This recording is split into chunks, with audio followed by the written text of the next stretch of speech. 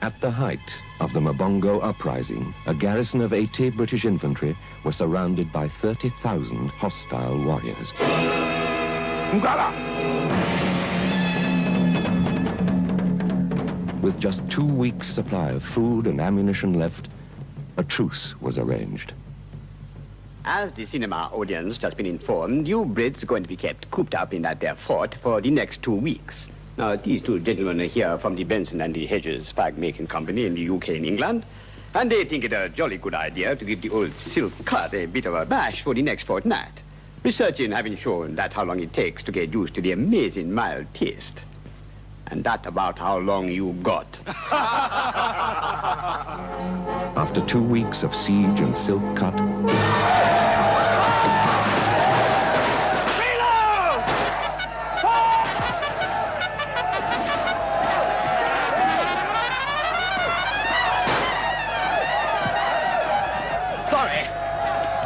Sorry, man.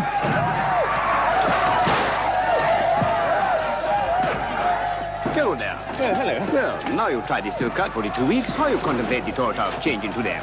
I switch tomorrow, given half the chance, right? Carry on, Sergeant.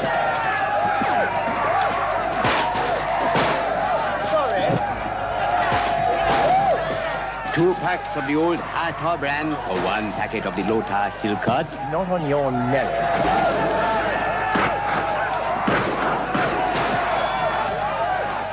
So, there you have it, folks. Conclusive proof that it do take 2 weeks for you smokers to turn to the mild taste of silk cut. And by the way, if you get problems with those extra stubborn stains, the ones...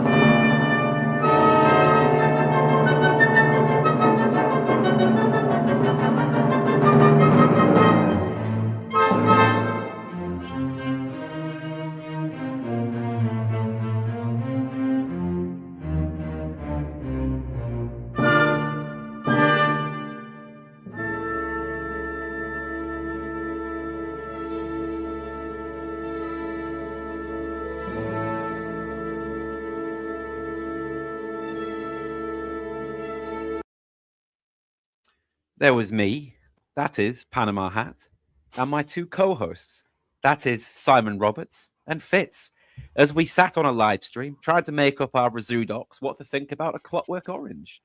Well, good afternoon, everyone. Right, my brothers. Welcome to the stream. For the first time appearing is my friend Fitz, known to both of us, and he's recently been expounding on A Clockwork Orange, so I thought we'd get him on to pick his brain about this masterpiece of a film. Simon, did you enjoy that nice silk cut advert at the beginning there? That was a superb achievement of racist production values in the 1970s or 80s, probably, isn't it? I think it was actually late 80s. Late 80s. No, late 80s. It was a cinema advert for silk cut, because I think. For a long time, the rules on tobacco advertising only affected television. You could still advertise in the cinema. And did we recognize the voice and the lead actor who was blacked up for the role of the Zulu chief? I didn't, though. Did you? Yes, it is none other than John Bird, the voice behind the collected broadcasts of Idi Amin. Oh, really? He yeah. worked for the was it Private Eye used to do the broadcast video? I mean, can't remember. I know he did. I want to say it was Private Eye. I think he did the collected broadcast. He wrote it with Alan Corrin, I think, who we referenced yesterday. But that's definitely John Bird, and that was his standard issue voice of Africans that he did for Idi Amin, and I think voice of Africans. He did Jomo Kenyatta as well. I think back on that was the week that was in the mid-60s. Yeah. So that was him. I don't know if it was. I assume it was him in the role. It looked like it. it was him blacked up, but astonishing. Yeah, that's nice to see such effort made to sell a packet of fags. I mean, I like a nice silk cut anyway, Simon. But the added racism and the creativity of the advert makes me want to smoke them even more. Though I have to say, I will not be smoking at all today because, as I was saying backstage, the Rakes Progress has caught up with me, and God is punishing me for my carousing in Soho, in the coffee bars and the pubs and the clubs, and unfortunately, my throat is stricken with an awful pustulent bubonic infection. So you see, you think you can probably hear it in my voice. You think you can live like Francis Bacon, but you can't hack it, really. Can't really. Yeah. Well, maybe I could if I was a multimillionaire, Simon. But yeah. I'm well, not, that's so, true. You know, that would probably help, wouldn't it? Indeed. So yes. So gentlemen, was that the original trailer for Clockwork Orange? By the way, I have a feeling I've seen it before. So I believe that was the one actually edited by Kubrick. Brilliant. As I think it's called a blipvert, and apparently it was something of a pioneer style of that trailer. Was Clockwork Orange. I'm just going to add on, by the way. I just say they got out on the film of the movie, the file of the movie. Yeah. Though we will obviously not be watching it live because copyright restrictions. It's just so that we've got some visual stills. So just 1 second. Blipvert is a bit of I think it may be a bit of a neologism if it's applied to Kubrick, because that's a term. Yeah, I don't think that was a word. It came to my notice later with obviously Max Headroom, the film of Max Headroom. Max Headroom, 20 Minutes into the Future from the 80s, which I remember watching recently. And the blipverts were basically a kind of marketing strategy of giving people maximal, visual stimulus. But it ends up with people who watch them exploding. If people haven't seen Max Headroom, right. Yeah. I actually haven't. I know the character. I know about the famous. I mainly know him through the Max Headroom broadcast incident. I think that's the only part I've seen. Where some students, I think, hacked a signal. I'll have to watch it. Yeah, Max Headroom. Yeah, future content. Max Headroom live watch along. Yeah. Well, we've got to get started on our live watch alongs, I think, because there's so many films that really I think we best do live, and we can't do them on here. We just have to move over to Twitter. So people are crying out. Message for the audience: get your asses over to Twitter. Do not desert us for the convenience of the platform. So anyway, I mean, you can watch stuff on Twitter. I think you can watch stuff on Twiter for free, can't you? I mean, you don't have to actually sign up. We just give a link when we show you on YouTube what we're doing. We will actually have to pay. I'm going to have the embarrassing blue check mark next to my account. Oh, no. I'll have to pay something like £4 a month. Imagine that, paying for Twitter. I'm going to feel very embarrassed. But nevertheless, I'm willing to do it for my audience. So do come over. So, gentlemen, shall we move on to our feature for this evening? Our discussion of A Clockwork Orange by Stanley Kubrick, based on the novel by Anthony Burgess. So, Simon, starting with yourself, take us through your kind of experience with this art and history, and when did you first hear of it? Was it a kind of forbidden staple of your childhood in Australia? It was an endless source of fascination, I think, and it remains an endless source of fascination because partly the mystique and interest surrounding Kubrick and his production methods, and the intensity of the reactions to his films. And this is something that was taken off the market by Kubrick at some point in the UK. I don't know the history, but it was something that he made of rather as a moral decision based on the idea of copycat violence from the film. But for me, I was able to see it because I lived in Australia, and in the late 80s, early 90s, they started showing it in the Rep Cinema.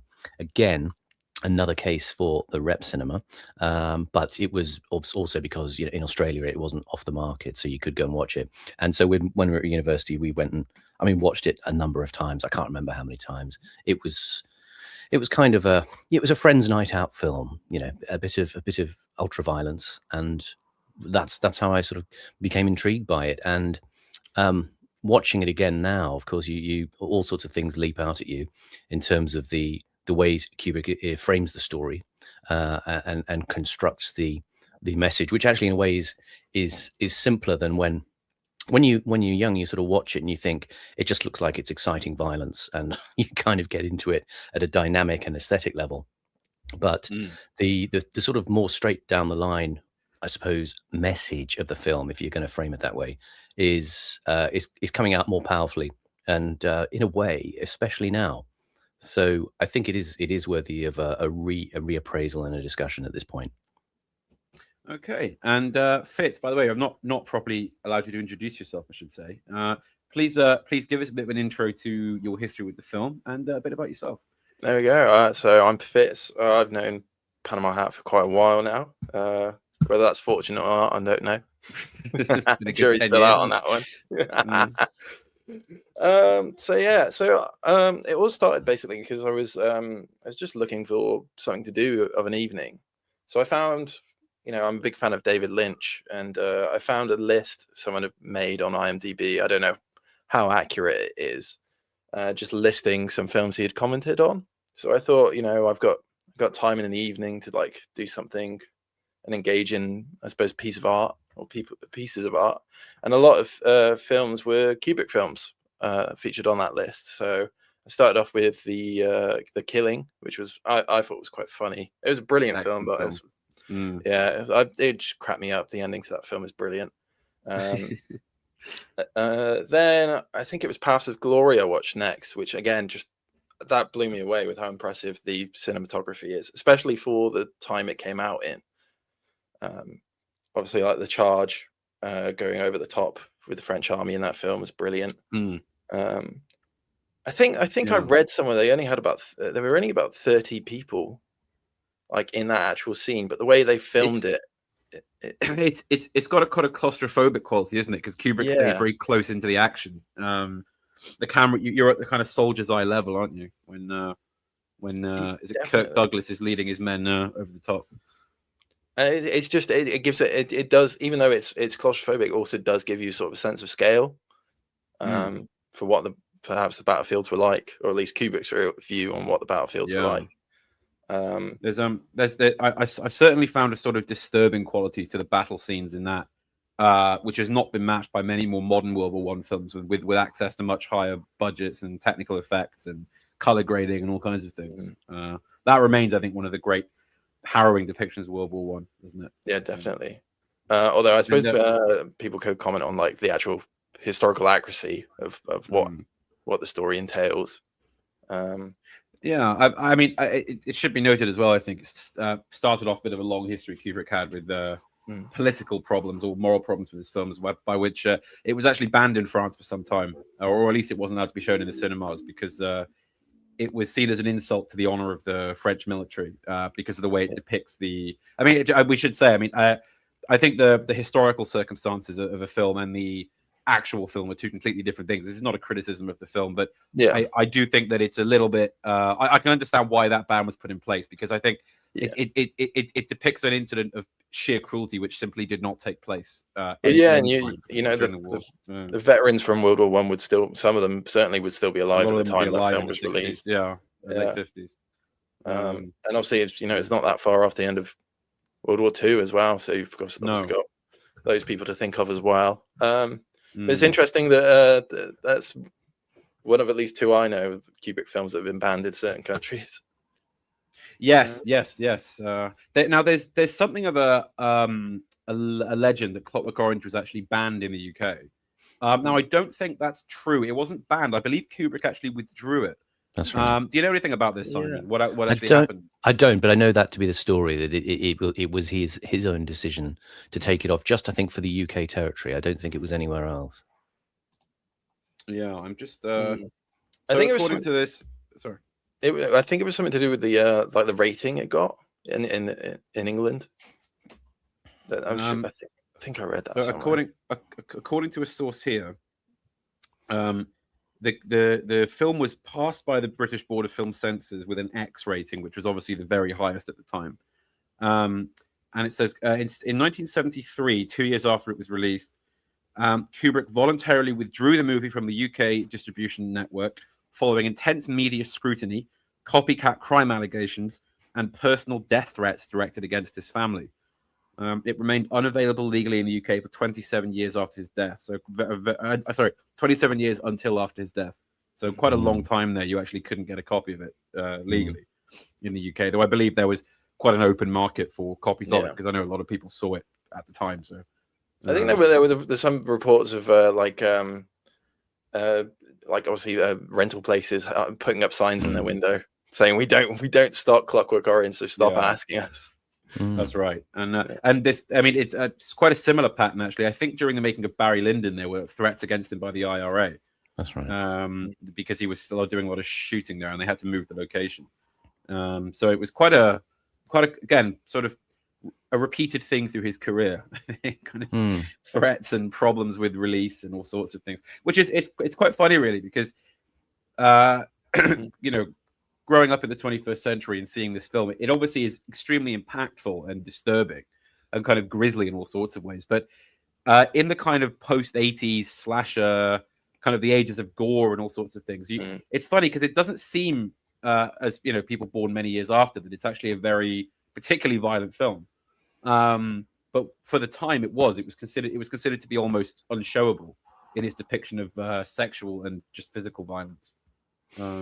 I think that's just perhaps a personal opinion. I think it's it's funny. I asked my mother actually earlier today about, do you remember when Clockwork Orange was shown? And she actually went and saw it at the time, and which I was kind of surprised by. I thought, you know, why would they be even showing it in Hartlepool? But they did, and she said it was it was very exciting, and and she literally used words like avant-garde, and I think what you're talking about there is something about its disruptive quality is not even necessarily something to do with anything graphic, because Kubrick sort of sidesteps some of that in bits of the film, such as when Alex murders the old woman with the penis sculpture, and it cuts to these flashes of an explosive graphic, which so you don't see anything particularly bad. I think what it's about in a way is a lot of the film is about the way life and culture is subject to a kind of mass reproduction. It's about, you know, we use the word containment. It is about the kind of enclosure of people within system structures, institutions, and you see a sort of the replication of the trash culture across the film in many different ways, and there are certain codes that seem to pop up as well to flag that up. And I think this is kind of a bit about when people like AA did their video the other week about Frederick Jameson, and he talked about the way that cultural time gets flattened, so to speak. And we enter this kind of period where everything is a sort of third and fourth and fifth generation copy of an original. And in terms of overall cultural affect, that is also flattened as well. So everything becomes very, if you like, temperamentally neutral across culture. You know, there are certain guardrails about messaging. There's a great deal of control and fashioning of things into, if you like, prepackaged boil in the bag narratives. And what the film does, actually, I think its challenge is not necessarily in terms of graphic or explicit detail. It's in a challenge in terms of intensity. It creates a disruptive intensity in the viewer, because the way the story is told and the way it's visualized has these kinds of queasy aesthetics that unsettle you and give you a bit of an electric charge when you watch them. And there are these contrasts that are very arresting. I'm thinking of the way in which, for instance, you see that he's talking about a youth culture, but it's a youth culture that's been really widely commoditized across the whole of this strange possible future society, so that the youth are there, as we see in the Korova Milk Bar, amid all their own fashion stylings and their own slightly deranged aesthetics.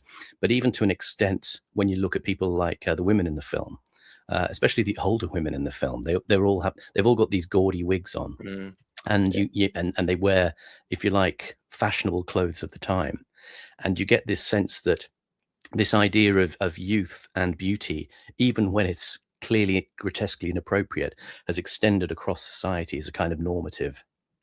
And I think you get a bit of a jolt when you see, Alex's mother in, grotesque kind of knee-high boots and a coloured wig and a sort of Dolly Bird dress, when she's clearly, she looks like she's well in her 60s. And so there's that sense of that trash. Literally, when we see Alex at first walking towards his flat, the place is covered with trash. The actual flat inside, the flat's inside, and the wasteland beforehand, and everything has has got this extremely disintegrated quality. The culture is flat. It is kind of meaningless. It is cheap and intense.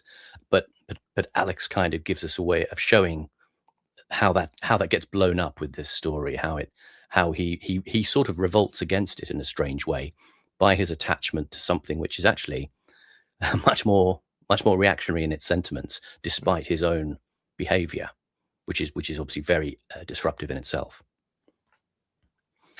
Yeah, I think the whole idea of the subculture is interesting because the genesis of the novel was Anthony Burgess's reaction to going to the Soviet Union. He took a visit to the Soviet Union with his wife, Lynn Burgess, his first wife, in the I think it was late 50s, early 60s.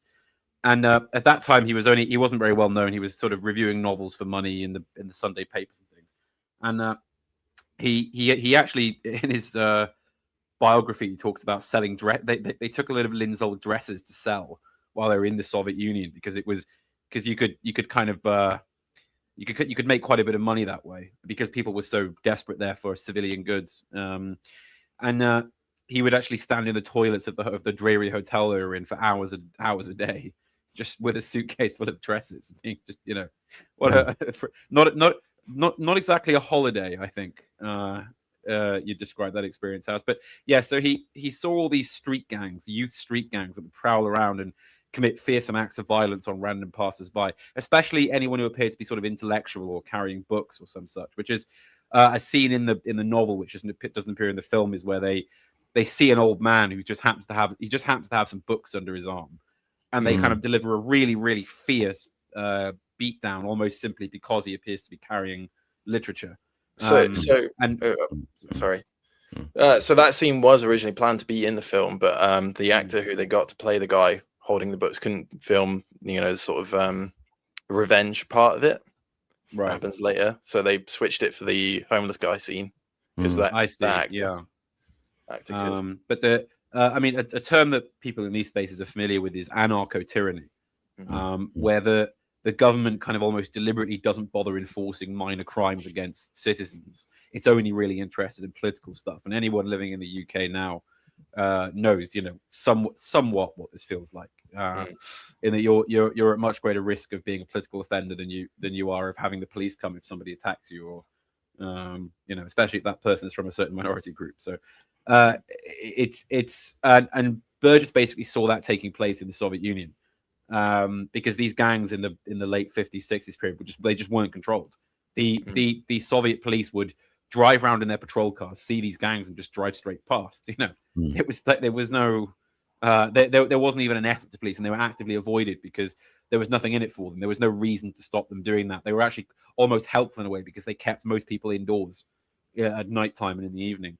And he said, well, if Britain is becoming more of a technocratic society, kind of even more top down, even more kind of cynical in the way it governs its people, then perhaps in a few years this will be the situation that stands. It was probably quite never as bad as it was in the Soviet Union, but I don't think that Burgess and Kubrick's vision of the kind of mid to late 70s is what you call inaccurate, is it, Simon? They do capture, I think, something of the something at the time, don't they? Yeah, there was. I was pressing my mother for recollections of the context of the time in which she saw the film, and it was interesting something that she said. This really struck me on a rewatch this morning. She talked about how we all have this idea of the swinging 60s, etc., and of course we all know, as people have said, this was confined to a square mile around Carnaby Street, and most people's lives in other bits of the country were pretty much very different. And she, without any prompting, she said, you've got to remember we were kind of living in a way that people had been living in Britain in the 20s and 30s. It was kind of drab and grey, and you've got this in the first scene of the film, this black and white underworld that they're living in the Korova milk bar, and then you see the kind of flashes of culture outside, the color in the culture sort of bleeding in, but it was a sense, she said, of I'm trying to remember her exact words. She was talking about the 60s kind of, it sort of happened very suddenly. It wasn't, as we think perhaps retrospectively looking at culture, that the 60s sort of, faded in from the beginning of the 60s and everything was kind of hip and groovy by about, 1967. And everybody was, in a kind of swinging London mode. And she said her recollection actually was really that living in the northeast of England, that thing didn't kind of hit really until sort of just before Clockwork Orange was released.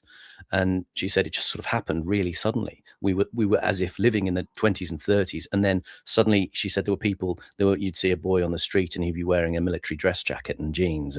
And she said there was this sense of people just being able to do what they wanted, which obviously sounds slightly bizarre to us now because we live in an omni-indulgent society. But it was that break from, if I look at some of the family pictures that I've got, they were pretty much living quite formally, quite a claustrophobic way, and suited and booted, but in a more or less traditional way that you could actually say, well, is that a picture from the 30s, the 40s, or the 50s?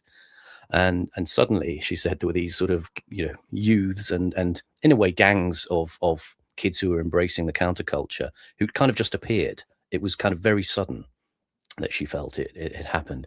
And she mentioned actually something about the idea of gangs. She said, in Hartlepool, you didn't have the kinds of scenes that you would have had around Carnaby Street or the King's Road, where we see a lot of that hyper 60s culture going on.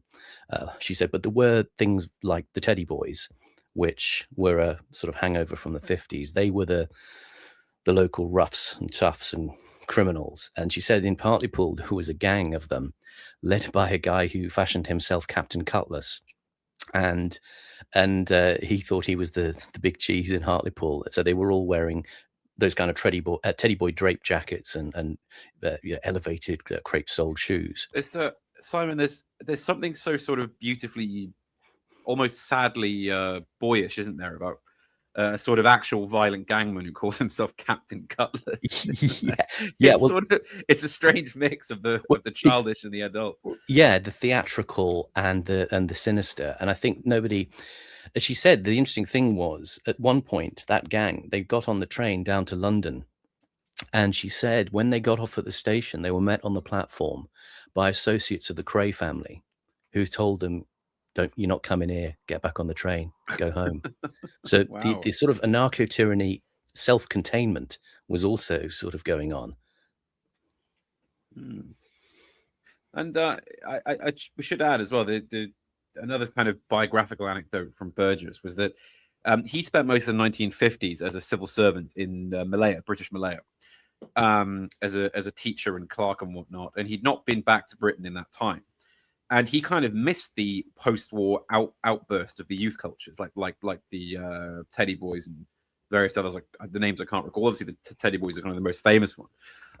But as you said there, Simon, what people kind of forget is that these weren't just aesthetic subcultures; they were also violent. Some of them did form gangs and get into that kind of thing. So it was a bit of a shock to him to see because kind of the idea of a youth culture in that way was quite new, especially in Britain. It felt modern. It felt like something that hadn't really been done before. And it put Burgess in the mind of the Elizabethan age, because of course in those days you had the apprentice boys.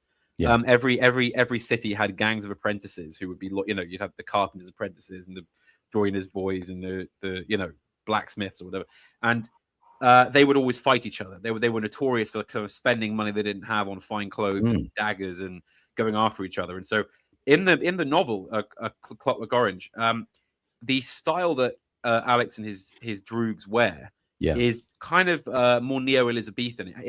The kind of shape of it is they have kind of skinny tights and big shoulders. And the language, the language they use, I mean, I call it Cockney Shakespeare. And you think, interestingly, Stephen Burkoff, who is in the film, I wonder if he went away after hearing that. And his play East, I think, is written as a Cockney Shakespeare in that way. That, as you say, there's a kind of staginess and a very, how do you put it? The way they speak is kind of expositional in the way that you might have you might have read in a pamphlet or a parable about a rake's progress of some kind. It's not necessarily naturalistic language. It's almost that each person is giving an account of their own moral position, and you're viewing it across the span of the film, almost as a kind of emotional, heartstring tugging parable of like something in the Victorian period, like the Little Match Girl, the kind of the urchin who freezes to death in the snow, and it's a tale of an unfortunate that's being told. But yeah, you're right. There's certainly a Jacobean styling, and that probably lends itself also to the way you had that savagery in sort of high Jacobean theatre, Shakespeare and just post Shakespeare, the Revenger's tragedy, all of that kind of stuff. Fitz, did you have anything to add on that though?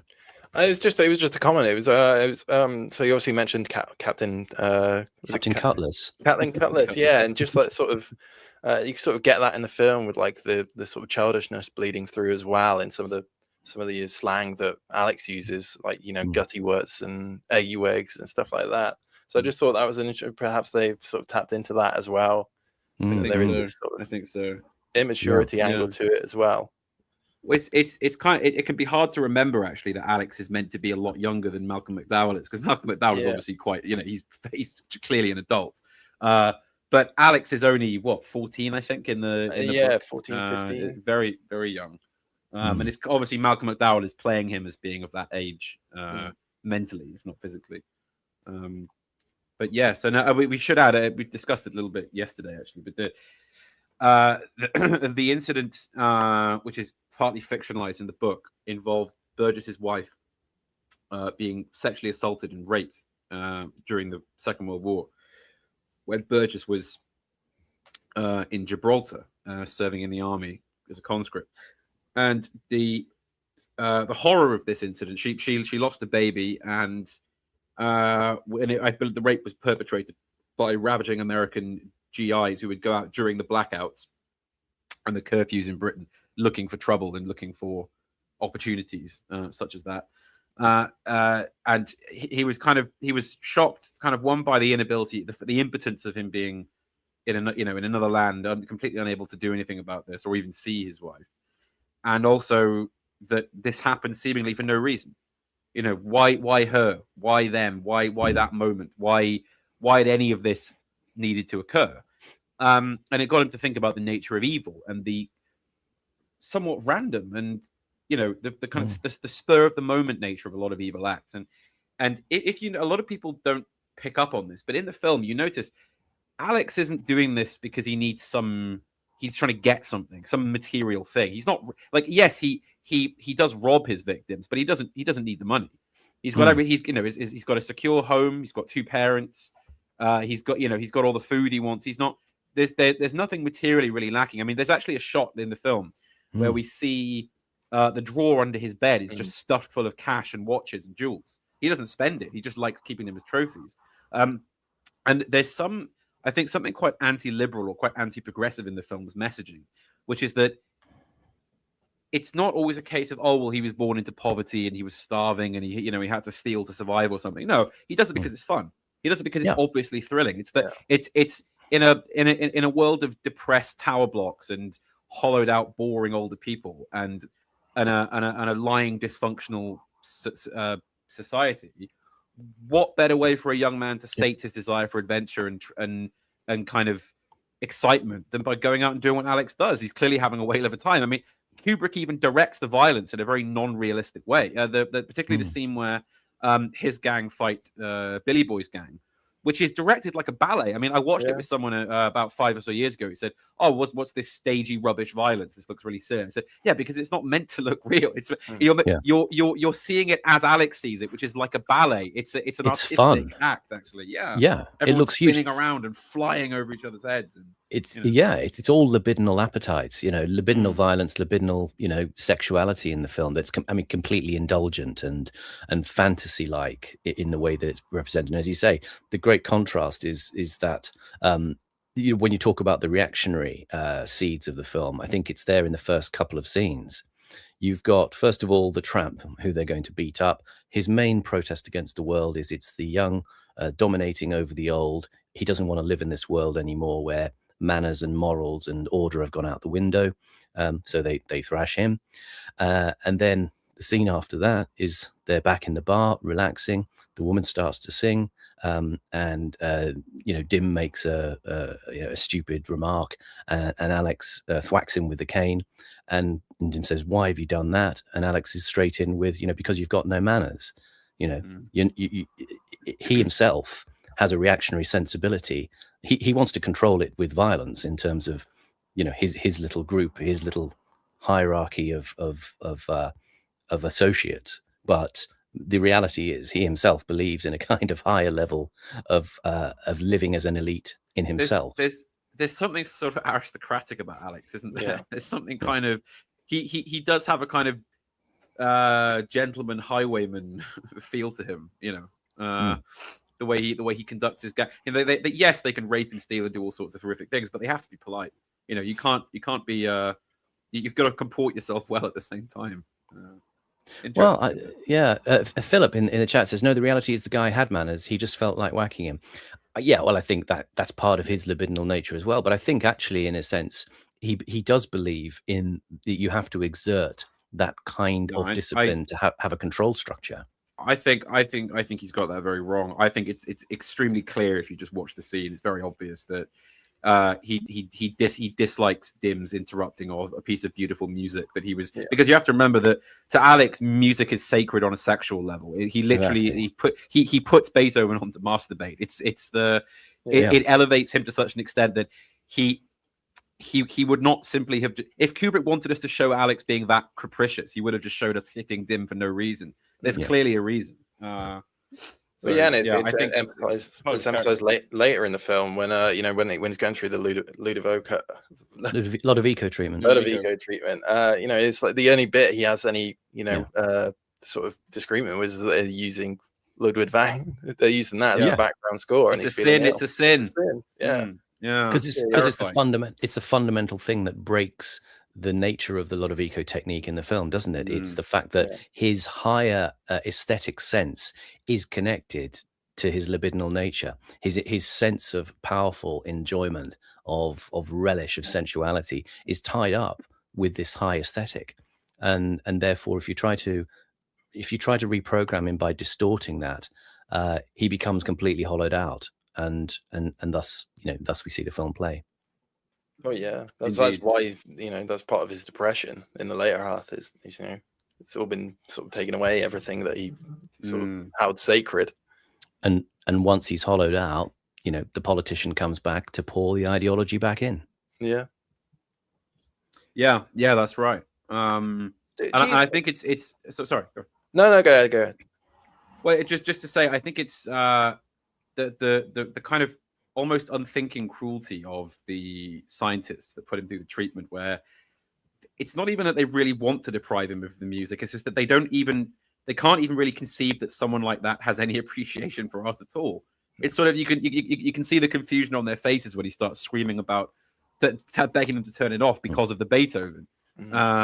Because they sort of, are you referring to the background score? And they sort of, for them that it's that kind of Bertrand Russell-esque snobbishness. This idea that there is this mass of people who just, if only they were a bit more like us, they wouldn't do evil things. It's only it's this category, it's this false, it's the failure to understand that the human experience is universal to a certain extent. That we all have the capacity for great evil and great good, and the capacity for appreciation of many things. So again, it's as I said, it's ironic because they weren't trying to take that away from him, but they do just because they're unconscious of the idea that he even could appreciate it in the first place. And to go briefly back to Philip in the chat, I'm interested in your comments. He says, but it kind of sounds like the movie No Country for Old Men, where the main evil guy has morals, just nobody understands what they are.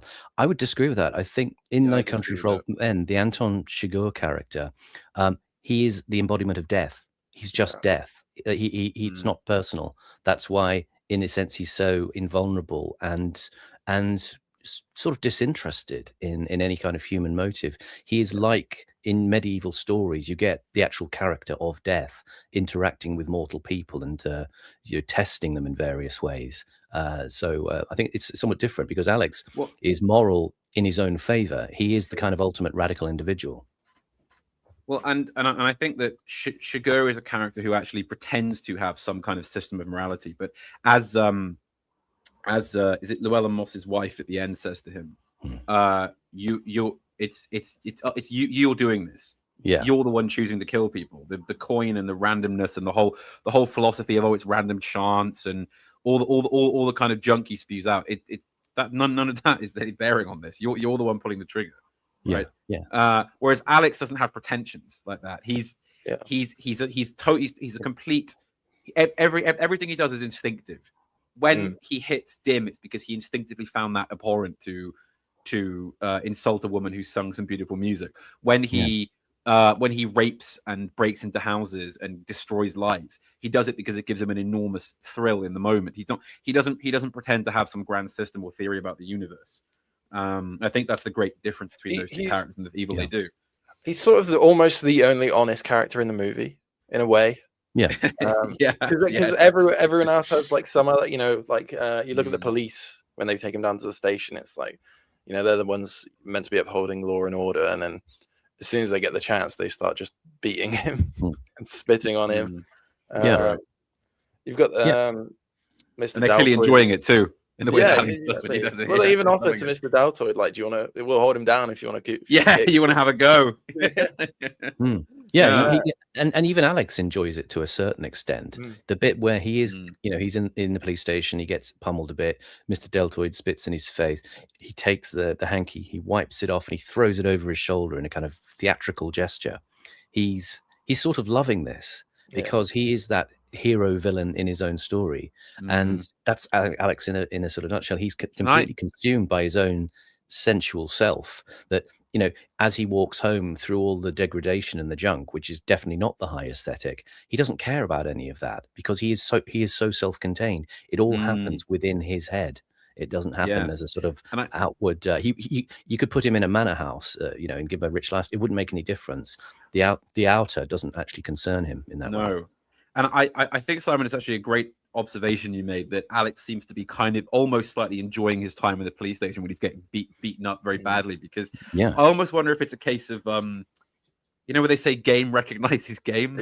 Like he sort of sees in them the same lusts and the same enjoyments that he has, and he almost admires it. They're communicating at the same level. They're communicating with him in a way that he enjoys and understands through violence.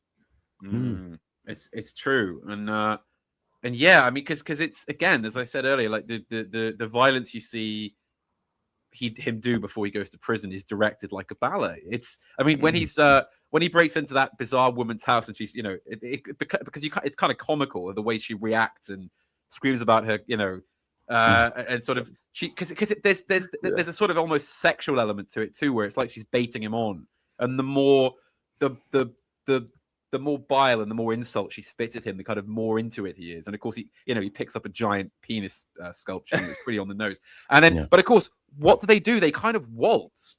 It's like they circle each other. It's this dance, it's music, it's this artistic expression before the violence kicks in. It's very doesn't it feel like that when you're young? I mean, I'm not sort of terribly old, but I am middle-aged now, and I'm not young in the same way. But I remember physicality and enjoyment when I was sort of in my teens and 20s that did have that quality of movement and gliding through the air almost, and tumbling around and. Whether I didn't get involved. Didn't get involved in that many fights with friends, but there was always a sort of physicality about life where that felt great, and that's why, as you say, it's so enjoyable to watch because it has a sort of mocking echo of entertainment aesthetics. It's taking place in an old broken down casino which has the air of a theater, and as you say, it brings the sensibility of a ballet or even a circus. There's elements of Alex sort of acting as a ringmaster, the way he kind of approaches that scene, and the way Billy Boy and his guys are equally theatrical in their presentation as well. That's right. I love the little glimpses we get of the other gangs. So Billy Boy's gone for a sort of diesel punk Nazi look. Let's get him, boys. These kind of greasy jackets and an SS cap and an iron cross. And I found that so fascinating because it makes you think like, oh, what other gangs are there? Like, what aesthetics do they have? It's like a whole. You sort of wonder if it's a bit of a world like. Have you guys seen the film Warriors, the New York film from the late?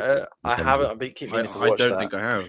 You should go and watch that. I mean, that is literally about it starts with a big assembly of all the New York gangs, and they all have different uniforms. It's kind of really funny. There's one gang who are dressed up like 1930s baseball players with these slightly Clockwork Orange style faces, and I think the actual art direction was influenced by the Clockwork Orange look for that. And there's other gangs who are dressed like Indian Apaches, and there's gangs who are in all sorts of a variety of costumes, and you definitely get the sense in the Clockwork Orange world. Yeah, there's a hidden territory of theatrically attired thugs. Yeah. You get a little bit more of that in the film as well, don't they? I know it's like it's meant to be a replication of Alex and his gang, but they have like when they playing the films to him, they do show the gang in the cricket whites with pirate hats on. Do you notice that there's interesting detail in that scene? Because when I looked at the film again, that stood out that he has shown these films as part of the aversion therapy treatment, as you say, which depict violence and rape, in ways where the protagonists, enacting that on screen, are dressed very similar to his gang. But interesting coding in that. There's that part of the political messaging of the film is doing away with all these kind of progressive forces.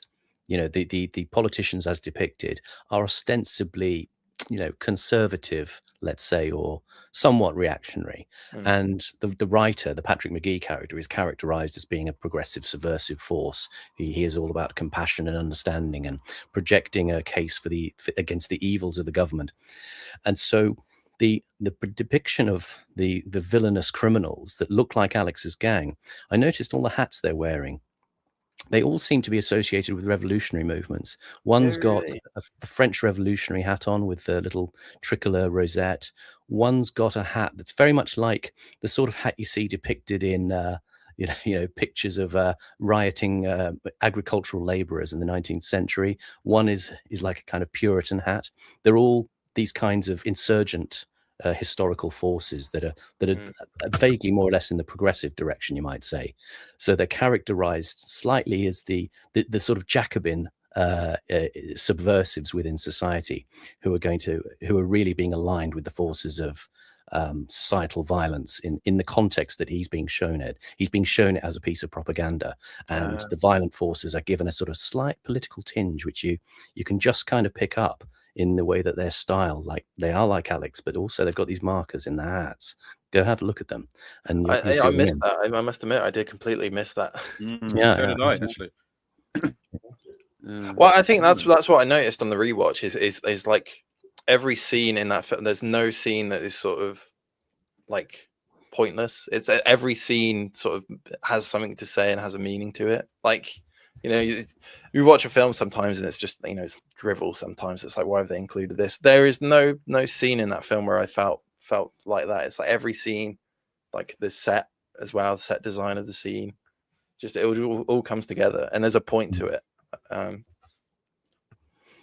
One thing I'll point out here, I mean, maybe even some of the shots we'll look at, but this one as well. One thing that really strikes me about the way Kubrick shoots the film is he, for the most part, trains the camera view from the fourth wall. That's to say that he frames it so that everybody is enclosed in the shot. There are usually, that's a bad example, but for many of the emblematic scenes, it's always that you are facing from the wall, and you have on the screen you have the back wall and the two side walls, so characters appear to be enclosed in. You see it particularly in the prison scenes, and you see it in the way he does the long tracking shots in the house when they're completely, the camera is parallel to the back wall. You notice a lot of it is you see people contained in boxes within the film, and so they are literally contained It feels like he's drawing attention to this idea that we live in these compartmentalized ways that are part of what he's actually addressing, the suppression of something by culture, by political propaganda, by ideology, and you get that claustrophobia to a certain extent, and a sense that there are bounded spaces for these people to operate in. But I suppose you could say that Alex transcends that, because he just goes, he does as he pleases. He tries, yeah. And that's why he's a source of this directed attention by the authorities, in a way that he's trying to trip over, because the boundaries break down. You see, when he goes out into the countryside, it's that he and his band of merry men are the roaming highwaymen, like Panama says. They're the menace, they're the threat.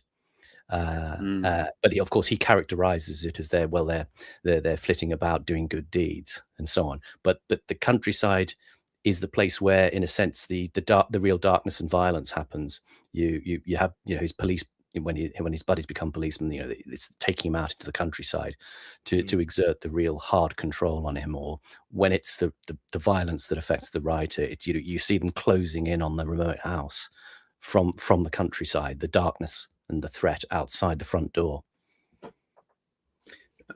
Yeah, and something I have to ask Simon in relation to the film's aesthetic. So when I first saw this, I think in my early teens, I think about 13 or 14.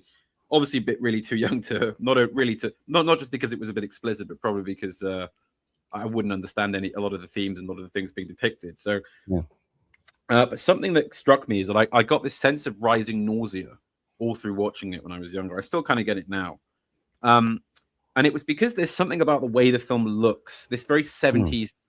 There's something I associate it with the 1970s. There's this anemia and this kind of sickliness and this garishness to everything that really, really makes me feel slightly sick. And I was discussing this with Fitz a few days ago. I wondered if it had the same effect on him, obviously growing up relatively removed from this period. But sort of, did the 70s really feel like this? This bizarre kind of cheapness to everything. It depends. I mean, if we're looking at the settings that he's using in terms of the flats and the houses, the things that stay with you are Alex's parents' flat and the house of the writer, and to some extent, these are ambitious towards a certain kind of modernism. That in his parents' flat, for example, you see that it's quite small and self-contained, but it's been styled in this. I mean, I was kind of fascinated by this. I mean, that turntable, it's kind of one of the most highly regarded modernist pieces of technology. They have this in the Museum of Modern Art in London. You can actually, I can't remember the name of the turntable. You can find them. There's one on eBay at the minute for about $2,000. So they were kind of highly regarded, and all the kit he's got there. He's got like a Bang & Olufsen amplifier and those speakers on the wall. I can't remember what they are. Expensive gear. It's expensive gear. And you think, so again, clearly Alex is not lacking for money. No, his parents buying things. He's aware of the modernist aesthetic, and he's kitted his place out like that. And in a sense, his parents' flats as well. It contains the sort of popular sort of gaudy art of the time. You have pictures on the walls of the semi-naked women. These were very popular series by a guy, I think it was called Joseph Henry Lynch, who did, you'll have seen the pictures. It's always a sort of slightly tropical looking woman, semi-naked against a jungle backdrop, concealing her breasts, or maybe some of them are a little bit more full nude and so on. But it was part of the popular vulgar art of the time, I suppose you could say. And in the writer's house, you see something a lot more chic, a lot more sophisticated, you might say. But the designs are very open, sort of panoramic spaces, wide rooms, generously proportioned, but very stripped back. This is part of a hopeful aesthetic that promised a clean and rational future that they were attempting to inhabit at that point, obviously it's very variegated by the fact that Alex's parents are not particularly well off. The writer is somewhat middle class, bourgeois, and moneyed, and there's a taste that you see in Alex's aesthetics here, and even I suppose reflected in the shots of the arcade where he's wandering, to find records and to pick up the girls, that there is that exotica that's being dipped into people's lives, and they can choose to sort of grab onto a bit of it and be, dragged up into the ether, into the kind of magic world, and out of the depressive world of the tower blocks and the litter-strewn streets, and the sense of the greyness of that world that you see in the underpasses and down by the Thames when he's there later on, the actual grimy quality of Britain at that time. I think you see what it was like before all the neoliberal development took over after Thatcher in the 80s, and everything was zhuzhed up and gentrified and made to be something more. But this is the period where there was this hopeful dreaming of a designed, rational, stylized, aesthetic sense that you could buy, I suppose, if you were Alex and you had a bit of money in your pocket. Not many people could buy this kind of stuff, but this was a glimpse in a sense of what Mrs. Thatcher might have thought of as a striver, someone who was going to kind of make good, and he embodies the aggressive entrepreneurial qualities that the minister obviously instantly recognizes as part of an elite psychological makeup in a way. It's not that Alex would necessarily be a top elite in himself, but he's got a certain amount of the psychopathy and self-regard, but control and rational intelligence to determine what others do rather than have things done to him. Yes. I think, as we said, I like the characterization of him as a sort of, it's like a spiritual elite, Simon. Kind of goes back to what you said about him being an aristocrat. He's there is something kind of domineering, and he naturally takes control of things. Yeah, he's like an aristocrat on the cusp of being made into an entrepreneur of sorts in some strange way. Do you remember at the end when the government he says something like we can use you, but never explicitly says what for? Yeah. So it is almost like they get, and again, maybe it's sort of a poetic rhyme with the when that amazing moment when he gets taken in he's saved by the two policemen from the homeless crowd, and then he looks up and it's is it Dim and is it Georgie, and they're both and I was, oh god, it's sort of like maybe that's Alex's version of being drafted into the police. He'll be drafted into the government or the ruling hierarchy in some way. Become an enforcer. They do say we'll give you a suitable job that you want with a suitable salary that you want as well. They kind of again, game recognizes game. They want the talent. They need the talent. So he is in a way a kind of, as you say, he's an elite in that sense, in that he has a poetic soul. The way he thinks, even though he sort of goes with the flow in many ways. We see it mostly at the end of the film, where he realizes his main chance is to just open his mouth and have the ideology shoveled into it. He's ready to take on whatever their project is, because in a way it won't impinge on the poetry in his soul. When he expresses himself, he'll say things like, as clear as an unmuddied lake, as clear as an azure sky of deepest summer. These are kind of sentiments that you don't get out of anybody else in the film, whatever the status or refinement. Everybody else is much more functional and bureaucratic or straightforward in their language. When you see, when he goes to prison, the processing scene, and these orders are being barked at him, these questions are being barked at him, and then you see other levels of sophistication in the minister, and the way he gives the exposition of where Alex fits into this new world plan that they're cooking up for purely venal, contingent ideological purposes. At this juncture, if you don't mind, chaps, I think I'd like to show a little clip from the film. Obviously, we're taking a bit of a risk here, but I think we'll be okay. Just a little clip. It's the scene that features the first appearance of Mr. Deltoid, who is Alex's kind of social worker, I think, sort of assigned by the government to look after troubled youth. And it kind of loops back to something we said earlier, which is that, if you like, Alex is one of the few characters in the film, maybe other than the Catholic priest, who is actually completely honest. everyone else is kind of cynical and lying, but Alex is sort of true to himself. And I think part of his reason for rebelling in the way he does is because the government doesn't just lie to you, it actively abuses you. And there's, I think, a lot of the hints in the Mr. Deltoid scene that whether or not we're meant to think that it's something that's really happened or it's just kind of an overtone. It's quite clear that Mr. Deltoid is physically aroused by Alex. Yeah.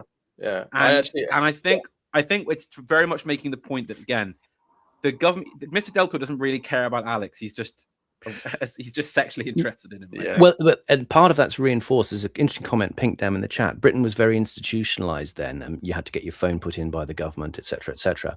But the nature of those characters, and in a sense, going back to this idea of the libidinal drives, Mr. Deltoid, his libidinal drive, and the prison warden, played by Michael Bates, they are libidinal drives very much tied to institutionalized power, that they can get away with this kind of stuff because it's what happens when there is a real state of the Schmittian exception. You know, the superintendent at the police station, he lectures Alex, and Alex says, "I know the law as well," and he gives the brief speech saying, "Well, you know, basically, you're going to find the law doesn't matter. We know the law, but that doesn't matter here." That's right. So it gave me Mr. Deltoid. Like, this is the thought I came across. It just reminds me so much of like sort of like Jimmy Savile and that sort of like, you know, the sort of like just openly sort of evilness to it. You know, just he can do it and get away with it. It's like he doesn't care.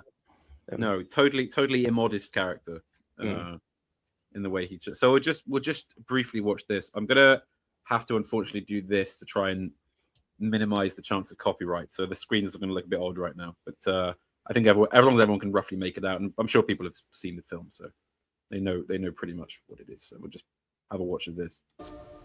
Say if you want to stop and pause and discuss particular detail, do say.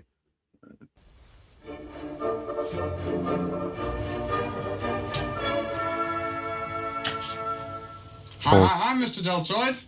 I was just look at the framing. I was actually going to say, coming into the pink room. I was just going to say there was something of a bit of the framing there that reminded me of the shot we had yesterday from Death in Venice. The slightly depraved staring at the Adonis beauty, the tight, wet, underwear-clad Bjorn Anderson. Yeah. What got me in this scene was actually just Alex's confidence. You know, he doesn't try to cover himself up or anything. It's clearly not unusual for him to find Mr. Deltoid sitting in his house for no apparent reason. I took it more as like he's that confident in his way of life and himself that he doesn't care. That he's sort of in his skivvies. It's a very kind of Martin Amis novel character kind of name, or maybe sort of Will Self adjacent, isn't it? Deltoid. What is a deltoid, if indeed there is such a thing, Simon? It's a muscle in the neck, isn't it, or something? Oh yeah. Oh, yeah. Of course, yeah. Deltoid. I was thinking of Altoids, you know, those pills you take. Altoid, yeah. It's a triangular muscle covering the shoulder. Okay, yeah. Right, I see. Yeah. Funny surprise seeing you here. Alec, boy, awake at last, yes? I met your mother on the... Simon, do you notice how he almost talks like a ventriloquist, where he doesn't move his teeth? Yeah.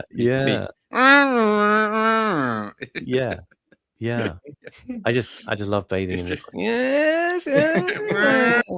He's kind of a noise, Mr. Deltoid. He expresses himself through a kind of again, it's like an engine. Yes, like revving up. He's kind of he's driven by his own strange intensity. Yeah. The way to work, yes? She gave me the key. She said something about a pain somewhere, hence not at school, yes? A rather intolerable pain in the head, brother, sir. I think it should be clear by this after lunch. Or certainly by this evening, yes. The evening's the great time, isn't it, Alex boy? Cup of the old chai, sir? No time. Sit. To what do I owe this extreme pleasure, sir? Anything wrong, sir? Wrong? Why should you think of anything being wrong? Have you been doing something you shouldn't? Yes? Just a manner of speech, sir. There's great overtones of Max Wall here, Simon. Mm. You think the hair and the face, the kind of grotesque face is very Max Wall. Yeah. But and I think the physical movement as well. I wouldn't be surprised if it was a kind of slight homage to the way Max Wall used to do his sort of stage grotesques. Yeah. Yes, but it's just a manner of speech from your post-corrective advisor to you that you watch out, little Alex, because next time it's not going to be the corrective school anymore. Next time it's going to be the body place and all my work ruined. If you've no respect for your horrible self, you at least might have some for me, who've sweated over you. A big black mark, I tell you, for everyone we don't reclaim. A confession of failure for every one of you who ends up in the stripy hole. I've been doing nothing I shouldn't, sir. The Millicents have nothing on me, brother. Sir, I mean. Shut up, this clever talk about Millicent just because the police haven't picked you up lately doesn't, as you very well know, mean that you've not been up to some nastiness. Pause. There was a bit of a nasty... I'm simply pausing it just to break up the scene because I don't want. Yeah. But, Right. Go on. It was just. I was going to wait until after the scene, but it's another example where these institutions don't actually care about Alex. It's more just concern about how it affects them. It's like he's not concerned about, like, oh, Alex, you'll ruin your life doing this. It's more just like, I'm going to get a big black mark saying I've failed. I think there's something we've talked about on the channel in recent streams about this middle-aged authority figure at this time trying, I suppose, to handle things. Obviously to us now it all looks slightly sleazy, but I think there is this element, because you see it through the other institutional figures in the film, that they are kind of driven by a deeply moral sense of what should be happening, and they're trying to, you might say, gently or not so gently coax the youngsters in the film towards this. And they realize there are some people who are hardened recidivists and there are some people who might be molded into something better. And you kind of have to shock them in a certain way to get through to them. And that's why the seemingly inappropriate physical intimacy that he has with Alex actually is sort of like a way of breaking through Alex's pretty tough exterior in terms of his defensive abilities to brush people off. So Deltoid has to kind of, grab his hair and treat him like a naughty boy. And then he has to, get a bit more physical with him in order to impress the point upon him, because, as he said, it's kind of the last chance. And at a certain point, the older guy may run out of stratagems to talk you into something. So he's trying to intimidate you short of actually hitting you, if you see what I mean. Okay. Something I only really picked up actually on my most recent watch of it was that Deltoid does seem sort of genuinely a bit betrayed and driven into something of a frenzy by Alex in the prison cell. Yeah. And he actually says, "I hope they torture you to madness," with complete sincerity. Very, I mean, obviously, even in the context, very, very dark thing to say. But I do wonder where that sense of betrayal comes from. Is it some kind of hidden sincerity about wanting to reform Alex? Is it simply because he's got this kind of sexual obsession with Alex? Yeah. Where does it come from? It's quite a very kind of over the top, but also very subtle performance by is it Aubrey Morris? Aubrey Morris, yeah. Aubrey Morris, who plays Mr. Deltoid here. Yeah. Interesting. I think there is something in the, we looked at the prison documentary, the Strangeways documentary, and there was, right. I think, as strange as some of these characters may appear to us now, they almost have a kind of quietly puritanical feel in the Strangeways prison documentary. And some of the institutional figures in this, the chaplain in the prison, the Michael Bates prison warder character as well. I think there is a actual sincerity insofar as they have bought into this particular system and idea of institutional reform. And with Deltoid, when Alex is finally cornered in the police cell, you sort of do see him looking deranged himself. He wants Alex to go mad because Alex has driven him mad.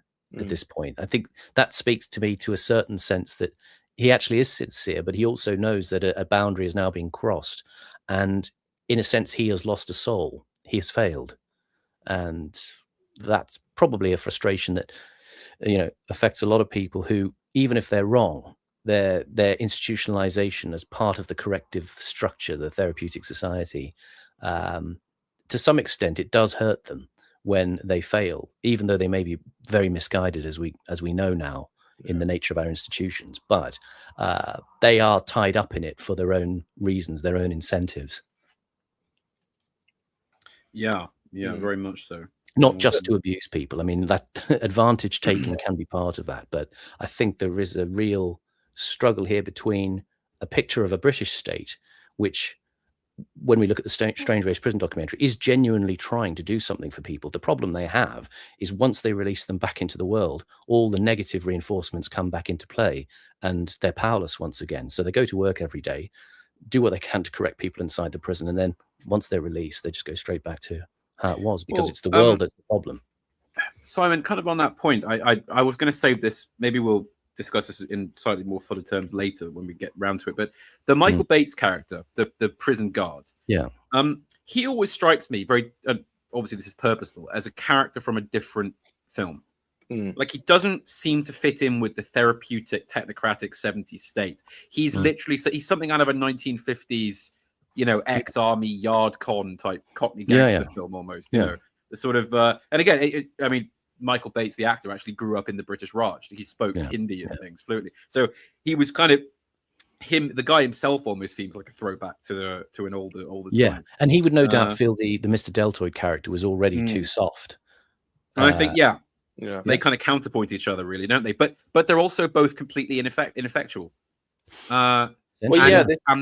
And they're both revealed to have self-satisfied urges, in that Deltoid here clearly has his sexual fixation on Alex, and the shots of Michael Bates when Alex is being kind of tortured on stage to prove the Ludovico treatments work. He sat there he's so chuffed and red-faced. It's almost like he wants to sort of reach into his trousers and have some kind of get off to it. He's sort of really, really enjoying it. And Alex makes him ridiculous, that character. I mean, he is the barking, snapping authority, and Alex obviously has to bend to the will of the prison authorities, and so he does in the processing scene. But at the same time, it renders the Michael Bates character ridiculous in our eyes.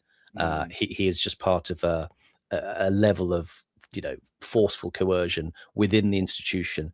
Again, that doesn't work, because it sort of doesn't matter how forceful he is with the institution. He can make people comply, but again, on the outside, he's going to be skeptical about what happens to people once they're released, and we see how that plays out. Well, it's sort of just every institution in this film, even with the revolutionary technique, it just is addressing a symptom more than the actual root cause of the issues, which they can't understand. I mean, Deltoid says it's like, we've been studying this stuff for hundreds of years, and we still don't understand what makes you do it. It's like you're too close to the problem to realize that the society you've bought into is the reason why they do it. Exactly. And then you get into the whole problem of law and order for law and order's sake, almost, in that again, I feel like almost anyone that's ever felt that sort of impotence at reading about gangs of violent criminals and sort of civil decay almost sympathizes a bit with the Michael Bates character's reaction, where you're kind of finally allowed at last to feel that pleasure of the violence of the problem has been crushed. It's been crushed inwardly. Like, you somehow kind of finally got a grip on. You feel like you got a grip on the evil. It's the kind of sadistic pleasure of the jailer. Beyond simply wanting to, rein in or reform the criminals. It's the kind of, you just want to see it stamped out more so than you want to see it changed or reformed. But then, deep down, like, certainly from my own background, working, I didn't mention working in a law firm. It's like you see the same names. You see the same people coming in again. So deep down, it's like it's only a matter of time before he's there again. But it's the problem of people being irrepressible in the ways that they are. You see, Alex is able to, when we talk about the history of trying to change people, Alex himself has a strong sense of where he would fit in history when he's reading the Bible in prison, and he has a very different picture to what the priest has. He sees himself not as the suffering Christ. He sees himself as the sadistic centurion beating I Christ love that. on the road to the cross. I love that. I love it. Yeah, when he's poring over that Bible, and the priest looks so happy and proud that he's reforming and letting. And then you see in his head, and he's just there, naked, fucking all these women and killing people. And he loves all the gory bits of the Bible. He's typical of the people who they rewrite the ideologically coercive narrative to fit themselves into it, but in a different position from the one you want. And that's the thing about the Alexes of the world. They kind of they may be violent, criminal, enterprising sadists, but there's a kind of place for them as well. And then you have to ask yourself, well, what does that tell us about the nature of the society and its modes of operation? That the reality is that the people like Alex's have utility in a strange way. But I like how there's nothing of there's nothing overtly wrong with Alex in a sense. It's not like he's a psychopath. He clearly cares. He has emotions. I mean, he cares for his snake quite a lot. When they say later that Basil, his snake, has died, he's torn up by it. That's so right. Maybe it's right. I'm just gonna resume this clip. Obviously, we'll pause again if we need to. As last night, yes? Some very extreme nastiness, yes? A few of a certain Billy Boy's friends were ambulanced off late, yes? Your name was mentioned. The words got through to me by the usual channel. Certain friends of yours were named also. Oh, nobody can prove anything about anybody, as usual. And I'm warning you, little Alex, being a good friend to you as always, the one man in this sore and sick community who wants to save you from yourself.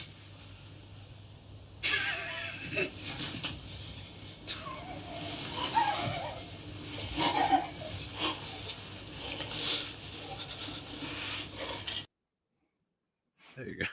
Unfortunately, that clip doesn't have the end there where he actually drinks from the glass of tea water in his stupor. So yeah, Mr. Deltoid is a sort of figure of insincerity, you might say. So if we kind of move on to obviously what happens is that Alex and his droogs break into the house of a kind of crazy cat lady, don't they? And this is the incident that gets Alex eventually sent away. I'll just see if I can. I've got to be careful, because there's nudity in this film, and if I click the wrong thing, we might get taken down for that. So I'm going to sort of look for. Earlier. It was brief, but I think we'll be all right for that. I think we'll get us on that. Here we are. So this is the incredibly well portrayed cat lady. I think whose actual name is Mrs. Weathers. I don't know if that Miss Weathers. I don't know if they mention it, but Miriam Carlin is the actress with this wonderfully ferocious, awful, nasty, upper class lady voice that she disdains Alex with. And I think something interesting about her is the way she's visually portrayed in the film is as an example of female frustrated sexuality. Because obviously she's, Miss Weathers, she's implied to be alone, and she's got cats everywhere, which is the traditional mark of the kind of mad old spinster.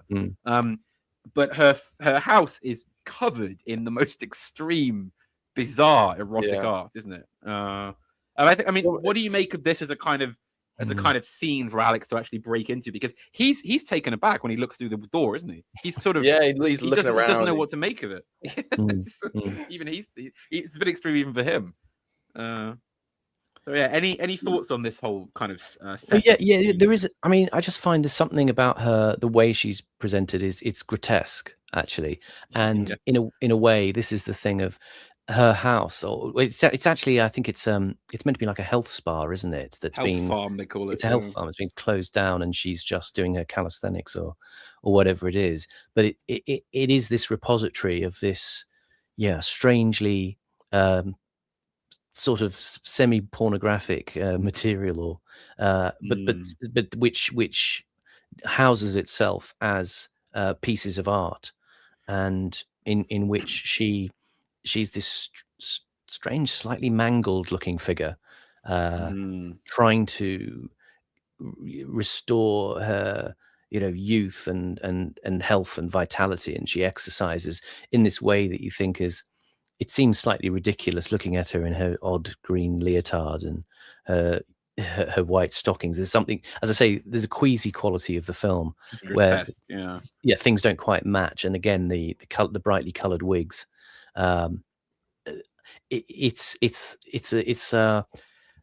some sense that people have taken all these extreme desires and they use them, as it were, as the wallpaper of their own interiority. It's the scenery of their life, but it's contained within their room or their institution or something. This is where this character has the most freedom she can have. This is what she, as you say, it expresses her own interiority thrown out onto the walls. This is the kind of these women on the walls are the kind of characters she wants to be, in a sense. Her sexuality has been deep frozen, and it's been channeled into this sort of culture of vitality and exercise. But actually, it is about people remaining locked into an imaginary world of their own weird sort of devising. It's semi-sublimated, isn't it? It's that she's it's sort of, she's repressed but also kind of let loose, especially with the visual depiction. And I think you're right, Simon. It's a very canny understanding the film has of feminine sexuality, and that the pictures are like, when you see a woman who is genuinely a bit sex obsessed, it's not that they have pictures of naked men or kind of optic art of the male form or even really like phallic type thing. It's always pictures of women in sexually alluring positions, and they kind of it's the empath, isn't it? It's the kind of wanting to be the attractive woman rather than fantasizing about a particular man or anything like that, I think. It also comes off as kind of hollow as well. Yes. Which again is another that runs throughout the film, of all these institutions or attitudes being sort of hollow as well. And I think there's another thing of the film's portrayal of hypocrisy here, in that her insults to Alex are based on a snobbery. I think I haven't got it in front of me, but I think the line she says is something like, "Who are you to break into real people's houses?" There's an implicit idea that it's not just that a criminal, because she should be terrified, right? A young criminal has broken in and could do anything he wants to her or to her property. And instead, she's just filled with this towering classist, how dare you even set foot, within this domain, sort of thing. So but of course, she's not this pure, respectable upper class lady. She's a kind of pornographic freak who lives alone in a madhouse surrounded by cats and porn. It's bizarre. She's sort of it's got a sense of very controlled sexuality that's very brittle in a way, that turns to being angry and aggressive with Alex quite quickly. You listen here, Sonny, this kind of thing, when she's got she's got no means of actually doing anything about it. But it's just I don't know. It's difficult to kind of pin my feelings on this stuff, but there is something so revolting about her in a way that I can't quite put my finger on. That I think Kubrick means to express here. This sort of inwardness, this self refinement culture of navel gazing and doing your calisthenics and living with your cats in this very isolated, strange way. That's something that I don't know.